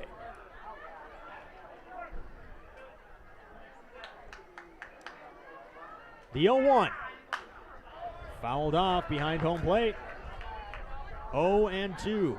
Altermat is 0 for 3. A foul pop to catcher, a grounder to short, and a grounder to short again.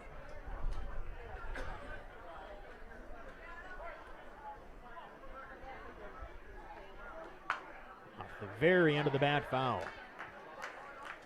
As I was saying in the top of the 9th inning, the winner of this game will play the winner of the Laverne and Young America game.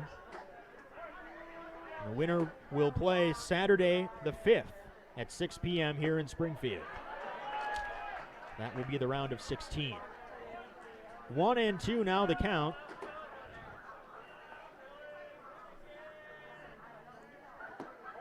Missing low and in, 2-2. The Long Sox have had a man on base in every inning since the 4th. Haven't yet scratched across a run. They got a leadoff walk in the 8th and got Isaac Jennings as far as third base before stranding him. They love a leadoff base runner here in the 9th.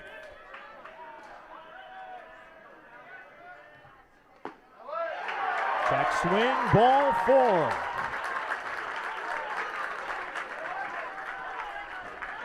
Altermat aboard. The designated hitter, number 21, Tyler Reiner. Tyler Reiner, the DH, will bat. At the plate, he's 1 for 3 with a single back in the 5th. He also reached on an error by the third baseman Becker his last time up in the 7th. He's talking it over with Derek Jennings beside the third base coach's box. We've seen 3 sacrifice bunts after 3 leadoff base runners for Lamberton so far tonight. With your DH, a big man like Reiner at the plate, will they try it again? There goes the runner. It's a hit and run. Throw down to second. And in safely is Altermat. A late protective swing from Reiner. No interference was called.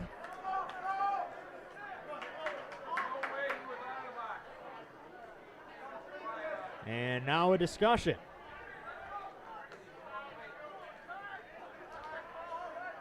Was the intent to swing and hit the ball on a hit and run, or to swing as late as possible and prevent the catcher Lee from delivering a throw to second base. We will probably never know the intent. We only know the ruling. And we've got a man at second in Altermat representing the tying run after his stolen base.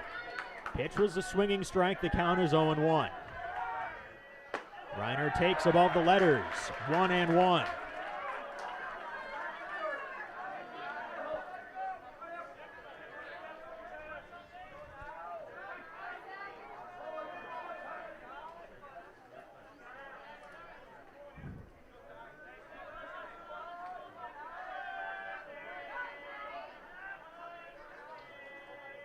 Berg with a look towards second and the pitch to the plate.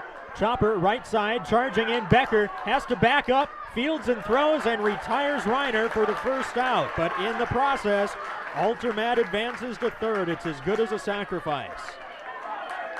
Tying run at third, one down. Austin Earlback due up next.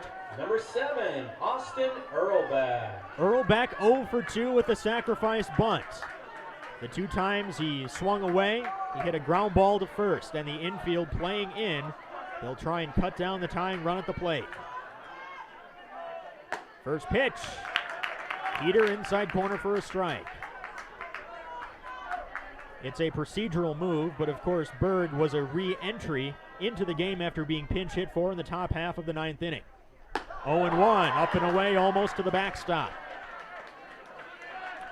Outfield, it appears playing a touch shallow too in the event that there's a fly ball and a potential sacrifice fly.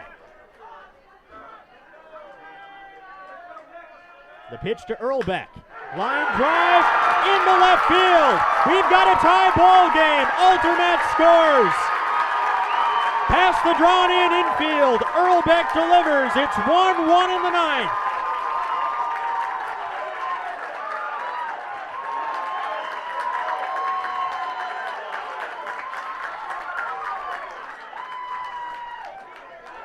Catcher, number 33, Josh Altermat. Hit on a line, but not off the barrel. It was good enough, and now Josh Altermat. Before the first pitch, a pickoff throw. Earlback dives in safely. Altermat 0 for 2. A pop-out, a hit by pitch, and a strikeout. Swings through the first offering from Berg, who has blown the save. Mossberg will not receive the win. Pistolka will not receive the loss. Altermat pulls back a bunt, takes a strike, and it's 0-2.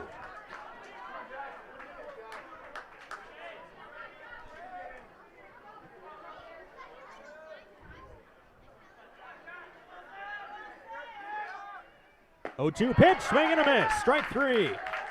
2 down. It's the third strikeout for Berg, and the second time Altermat's gone down. Second baseman, number 1, Isaac Jennings. That'll leave it to Isaac Jennings. Jennings 0 for 2 with a strikeout, fielder's choice, and a walk. He's batting at the bottom of the Long Sox order. Berg's pitch, outside corner for a strike. Should there be a top of the 10th, the Bulldogs will bring up the heart of their order, 3, 4, and 5. The 0-1. Breaking ball spins up high.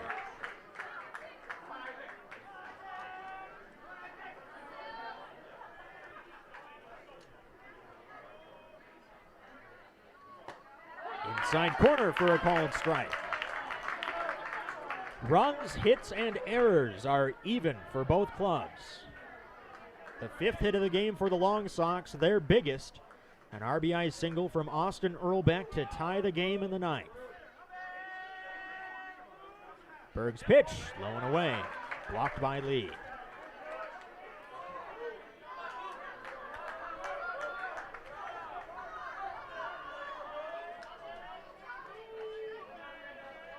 The 2-2, off the end of the bat, soft line drive, trapped, but the out at second is recorded on the fielder's choice.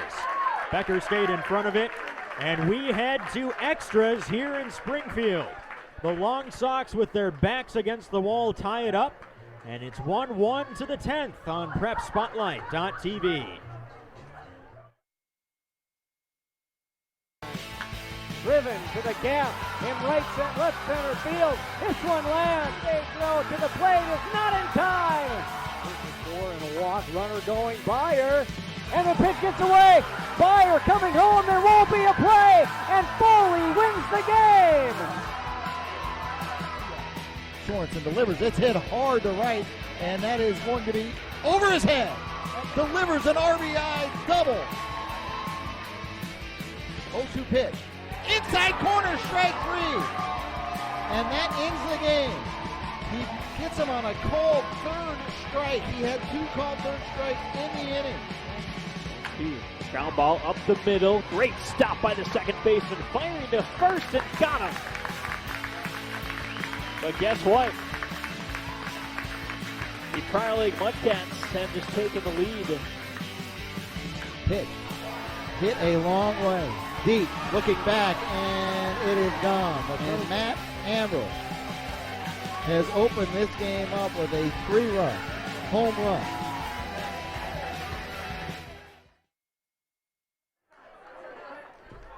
Conrad Mossberg will lead off the top of the 10th inning for the Union Hill Bulldogs. First pitch, a big swing and a miss. 3, 4, and 5 due up for Union Hill. They had hoped that 1 run would be enough, but Lamberton tied it up in the bottom of the 9th inning. Big swing and a miss, and the count is 0-2. That's still Nick Altermat on the mound. Got the final out of the 7th. Left the bases loaded in the 8th and pitched a 1-2-3 9th. Here's a ground ball picked up by the first baseman Salfer. Flips to the pitcher covering. And Altermat gets his right foot on the base, searching for it, desperately getting it there just before Mossberg arrived. 1 down. Brings up the catcher, number 11, Nate Lee. Nate Lee up next. He's reached base his last 3 times, in the 4th on an error, in the 6th on a single, and in the 8th on a walk. First pitch misses wide, ball 1.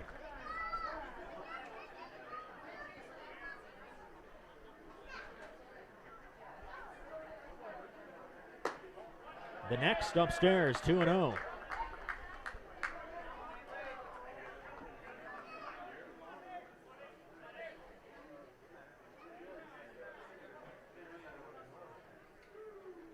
Altermat's pitch fouled off the mask of the catcher, and the count 2-1.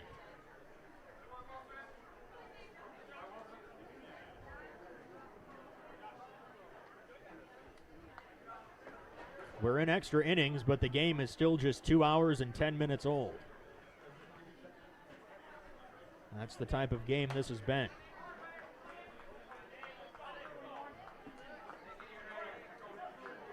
Each team still on their second pitcher of the night. Fouled off 2-2.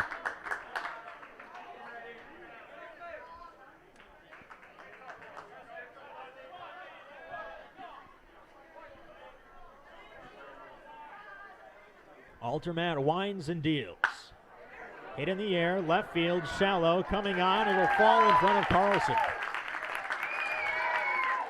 Sounded fat, like it was in on the hands just a little bit, and it died in front of the left fielder Carlson for a 1-out single. Base hit brings up the center fielder, number 4, Adam Gieson. Adam Gieson will bat next.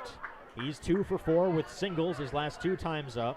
He has the biggest hit of the game for the Bulldogs, a 2-out RBI knock up the middle in the 6th inning that gave them their only run of the ball game. First pitch, outside corner for a strike.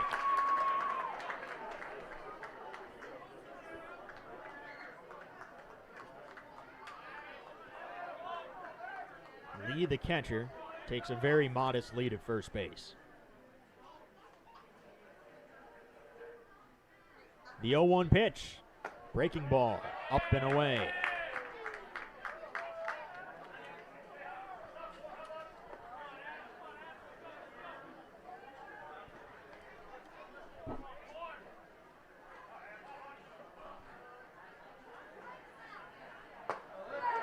Outside corner for a strike, 1-2.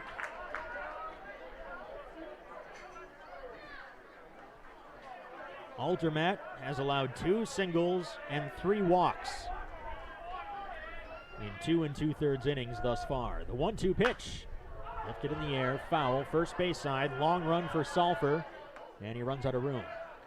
A few feet back behind the dugout.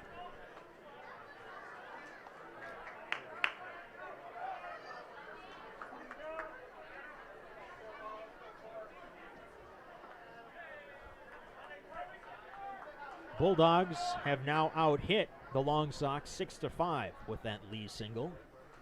1-2, check swing foul. In the bottom of the 10th inning, looking at the Lamberton lineup, it'll be 1, 2, and 3, Eichten, Sulphur, and Pack, making it all the more impressive that the bottom half of the order came through in the 9th. 1-2. Line drive, too tall for the second baseman Jennings into right center field. Picked up in the gap by Pistolka. Going first to third is Lee. Back-to-back singles have runners at the corners for the Bulldogs here in the top of the 10th inning.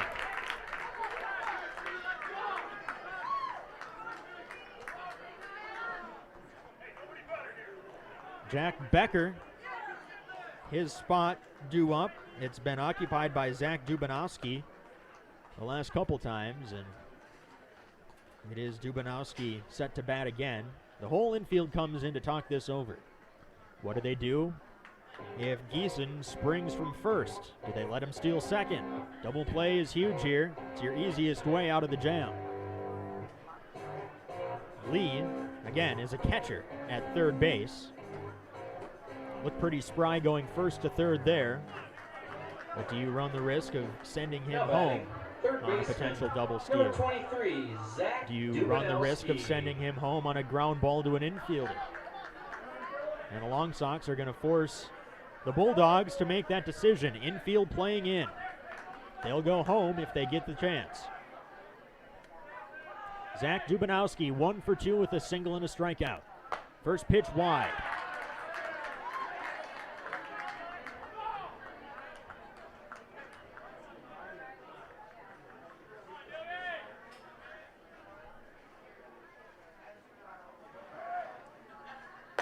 The 1-0 misses high, 2-0. Altermat loaded the bases in the 8th inning, got out of the jam, trying to pull the trick again here in the 10th. Outside corner for a strike, 2-1. In the 8th, Altermat got Dubanowski to strike out swinging. That too was with a pair of men aboard. Swing and a miss, 2-2.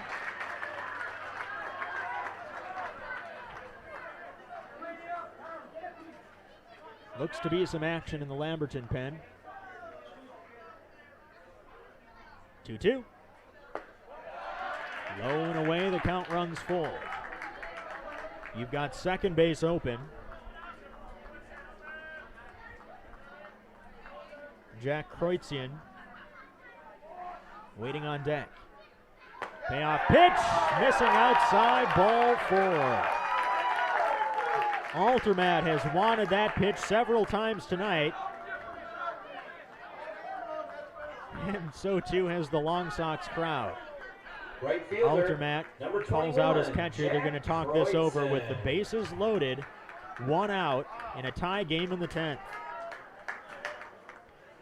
Jack Creighton entered as a pinch hitter for Dan Beckius in the 8th inning.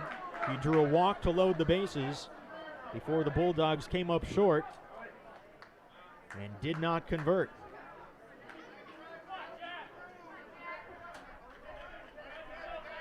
Lee at third, Gieson at second, Dubanowski at first. Pickoff throw to third, just in safely as Lee. That's not where the pickoff throw usually goes. I thought they would catch Lee napping.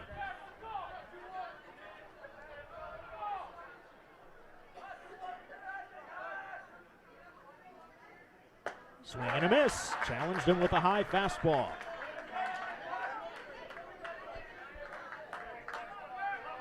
Infield playing in, but the outfield is at relatively normal depth.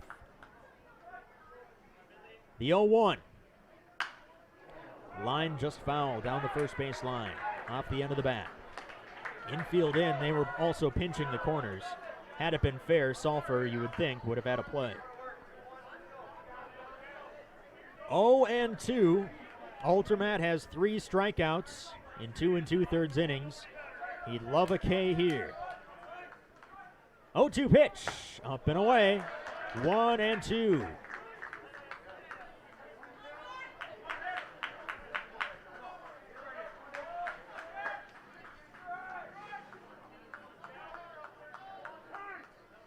Time called at home plate.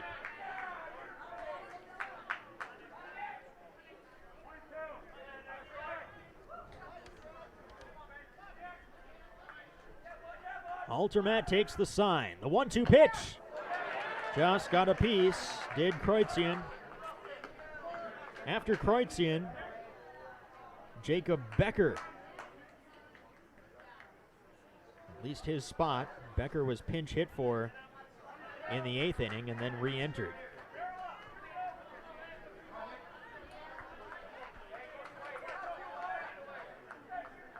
Another 1-2 coming from Altermat to Creighton.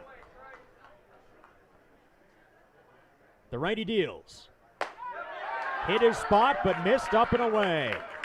Hands on his knees, Altermat visibly upset with his inability to find the outside corner of the home plate umpire.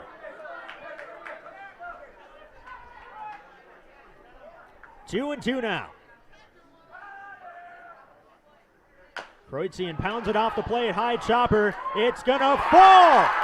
Scoring from third is Lee. And the Bulldogs take a 2-1 lead in the 10th. It was gonna be tough to make a play anyway.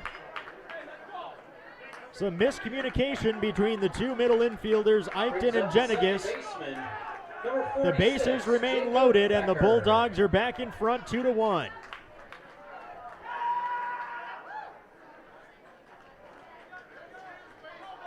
Creighton will get credit with an RBI single. Now Dubanowski at second and Gieson at third. Here's Jacob Becker, 0 for 3 at the plate. First pitch swinging, another little tapper. Charging shortstop, Eichten throws home to get the out. Force play at home, out number 2. Eichten was ready for that one. An admittedly easier play for him. Moving to his backhand side. He got enough on the throw. Score at 6-2 on the fielder's choice. Gieson out at the plate. Becker now at third. Dubanowski at third. Creighton at second. First pitch swinging high in the air to center, but Earlback is right there. Mossberg flies out to center, and that does it for the Bulldogs in the top of the 10th inning. They leave the bases full, but they push a run across on an infield single with the bases loaded. Take 2 for the Bulldogs. 3 outs away from victory. We'll be back with the bottom of the 10th inning after this on PrepSpotlight.tv. 1 run on.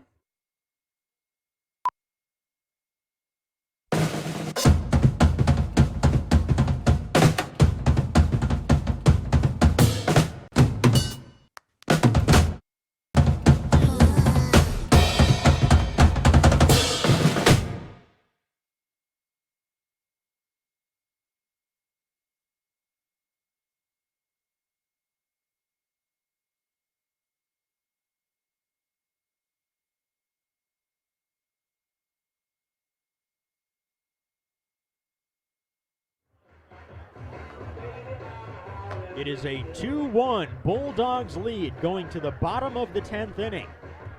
The Long Sox kept the game and their season alive, pushing across a run in the bottom of the 9th inning. Union Hill has answered, and it's now a 2-1 lead with Lamberton's top third of the order coming up.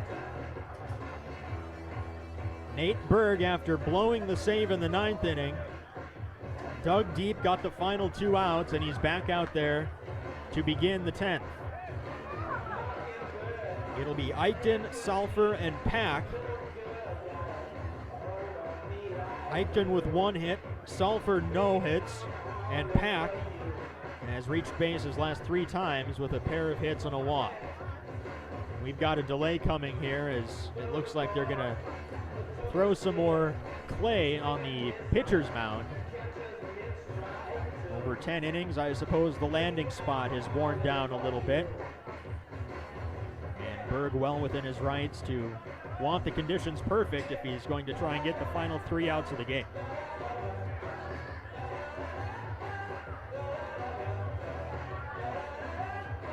Two runs on 8 hits for the Bulldogs. 1 run on 5 hits for the Long Sox, an error apiece. Neither error led to a run. And it's pretty incredible to see on the scorecard how many opportunities these respective teams have had. Long Sox have left at least 1 man on in each of the last 6 innings. The Bulldogs have left the bases loaded twice in the 8th and the 10th. They left 2 men on in the 6th and the 7th. In the 6th inning, the Bulldogs had a potential additional run cut down at the plate for the 3rd out of the inning. And the Long Sox can't be too high and mighty about that because the same thing happened to them in the 5th inning for the 3rd out.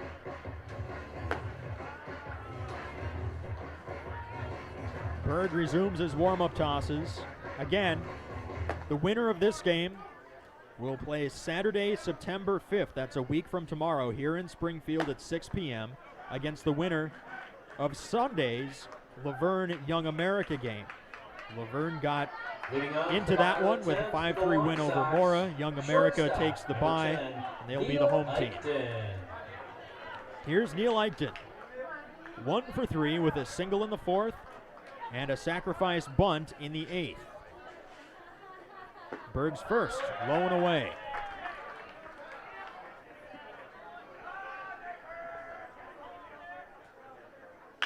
Eichten, chopper to 3rd, charging, bobbled, and Becker can't field it. It's a leadoff base runner for the Long Sox. Eichten and his speed are aboard. It'll be an error on Becker, his 2nd of the ball game.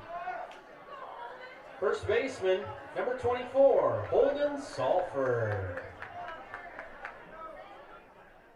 Sulphur 0 for 3 with a sacrifice bunt and 3 strikeouts. The first 3 times the Long Sox got a man aboard to begin an inning, they dropped down a sacrifice. In the 9th, the one time they did not, they finally pushed a run across, though they did steal Altermat into scoring position. Sulphur shows bunt, pulls back, takes a ball, 1-0. There goes Eichten. The pitch is up. The throw to second. He is out at second base. Hard contact at second. And Eichten is erased on a caught stealing.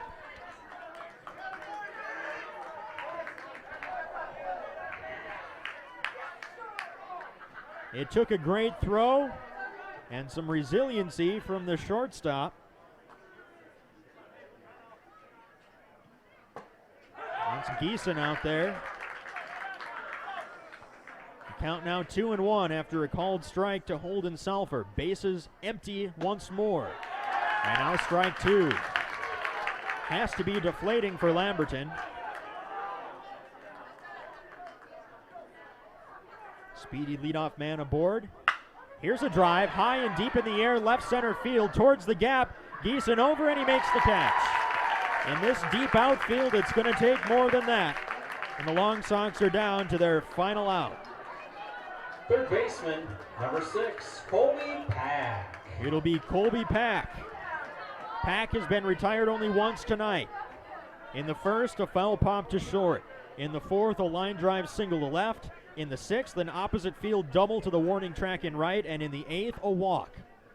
First pitch misses low, ball 1. We will have complete coverage of the entire Class C tournament, including the remainder of the games this weekend, here on PrepSpotlight.tv. We thank you for joining us here tonight. 2-0 the count. Pack should get something to hit here. Takes a good pitch on the outside corner. We've seen that a couple times now to Pack tonight. Getting ahead in the count, but having to take a good strike that he couldn't do much with. The 2-1. Low and away, 3-1. If he can extend the ball game, Johnny Pistolka, the cleanup batter, is due up next. Berg blew the save in the 9th, trying to win it here in the 10th. The 3-1, upstairs. A 5-pitch walk. The Long Sox get their base runner back. Here's Johnny Pistolka. Right fielder. There's going to be a mound visit Johnny Pistolka, to discuss the plan of attack against the Long Sox cleanup hitter. Pistolka began the game on the mound for Lamberton, and he was brilliant. He did not allow a hit until the 6th inning when 3 straight 2-out singles yielded the first run of the game. Ultimately 6 2/3 for Pistolka, but at the plate, he's hitless. 0 for 4 with 3 strikeouts. First pitch wide, ball 1.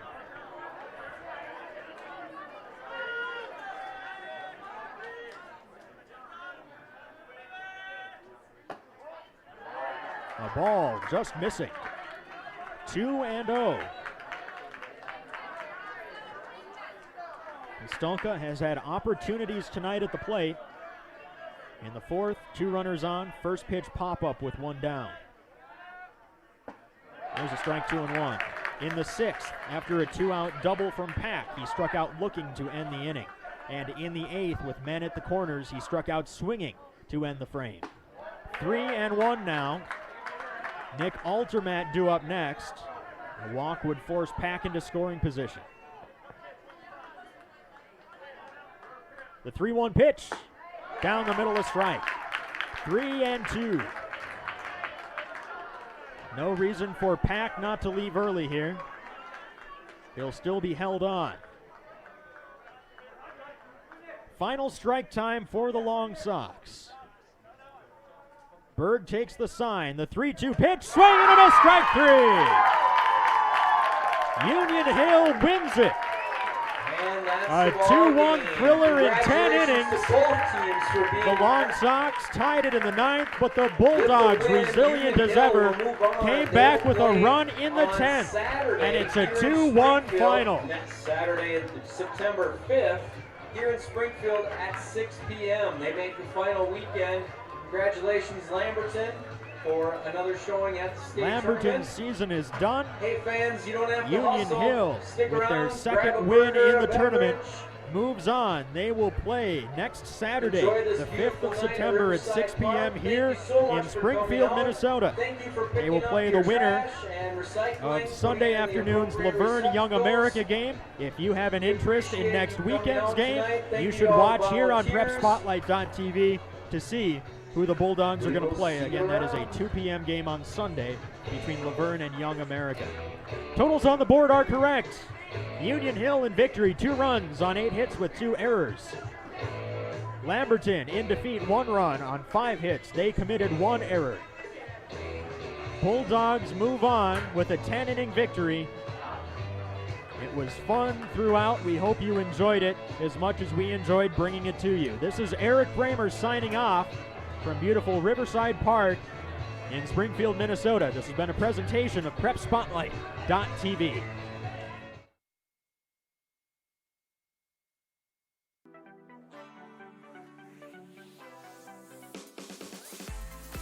The 2020 Class C Minnesota Amateur Baseball Tournament is brought to you in partnership with the Minnesota Baseball Association and presented to you by Xfinity. Xfinity X1 is the hub for all things sports with the Xfinity Sports Zone. And Wings Financial. We're for people like you.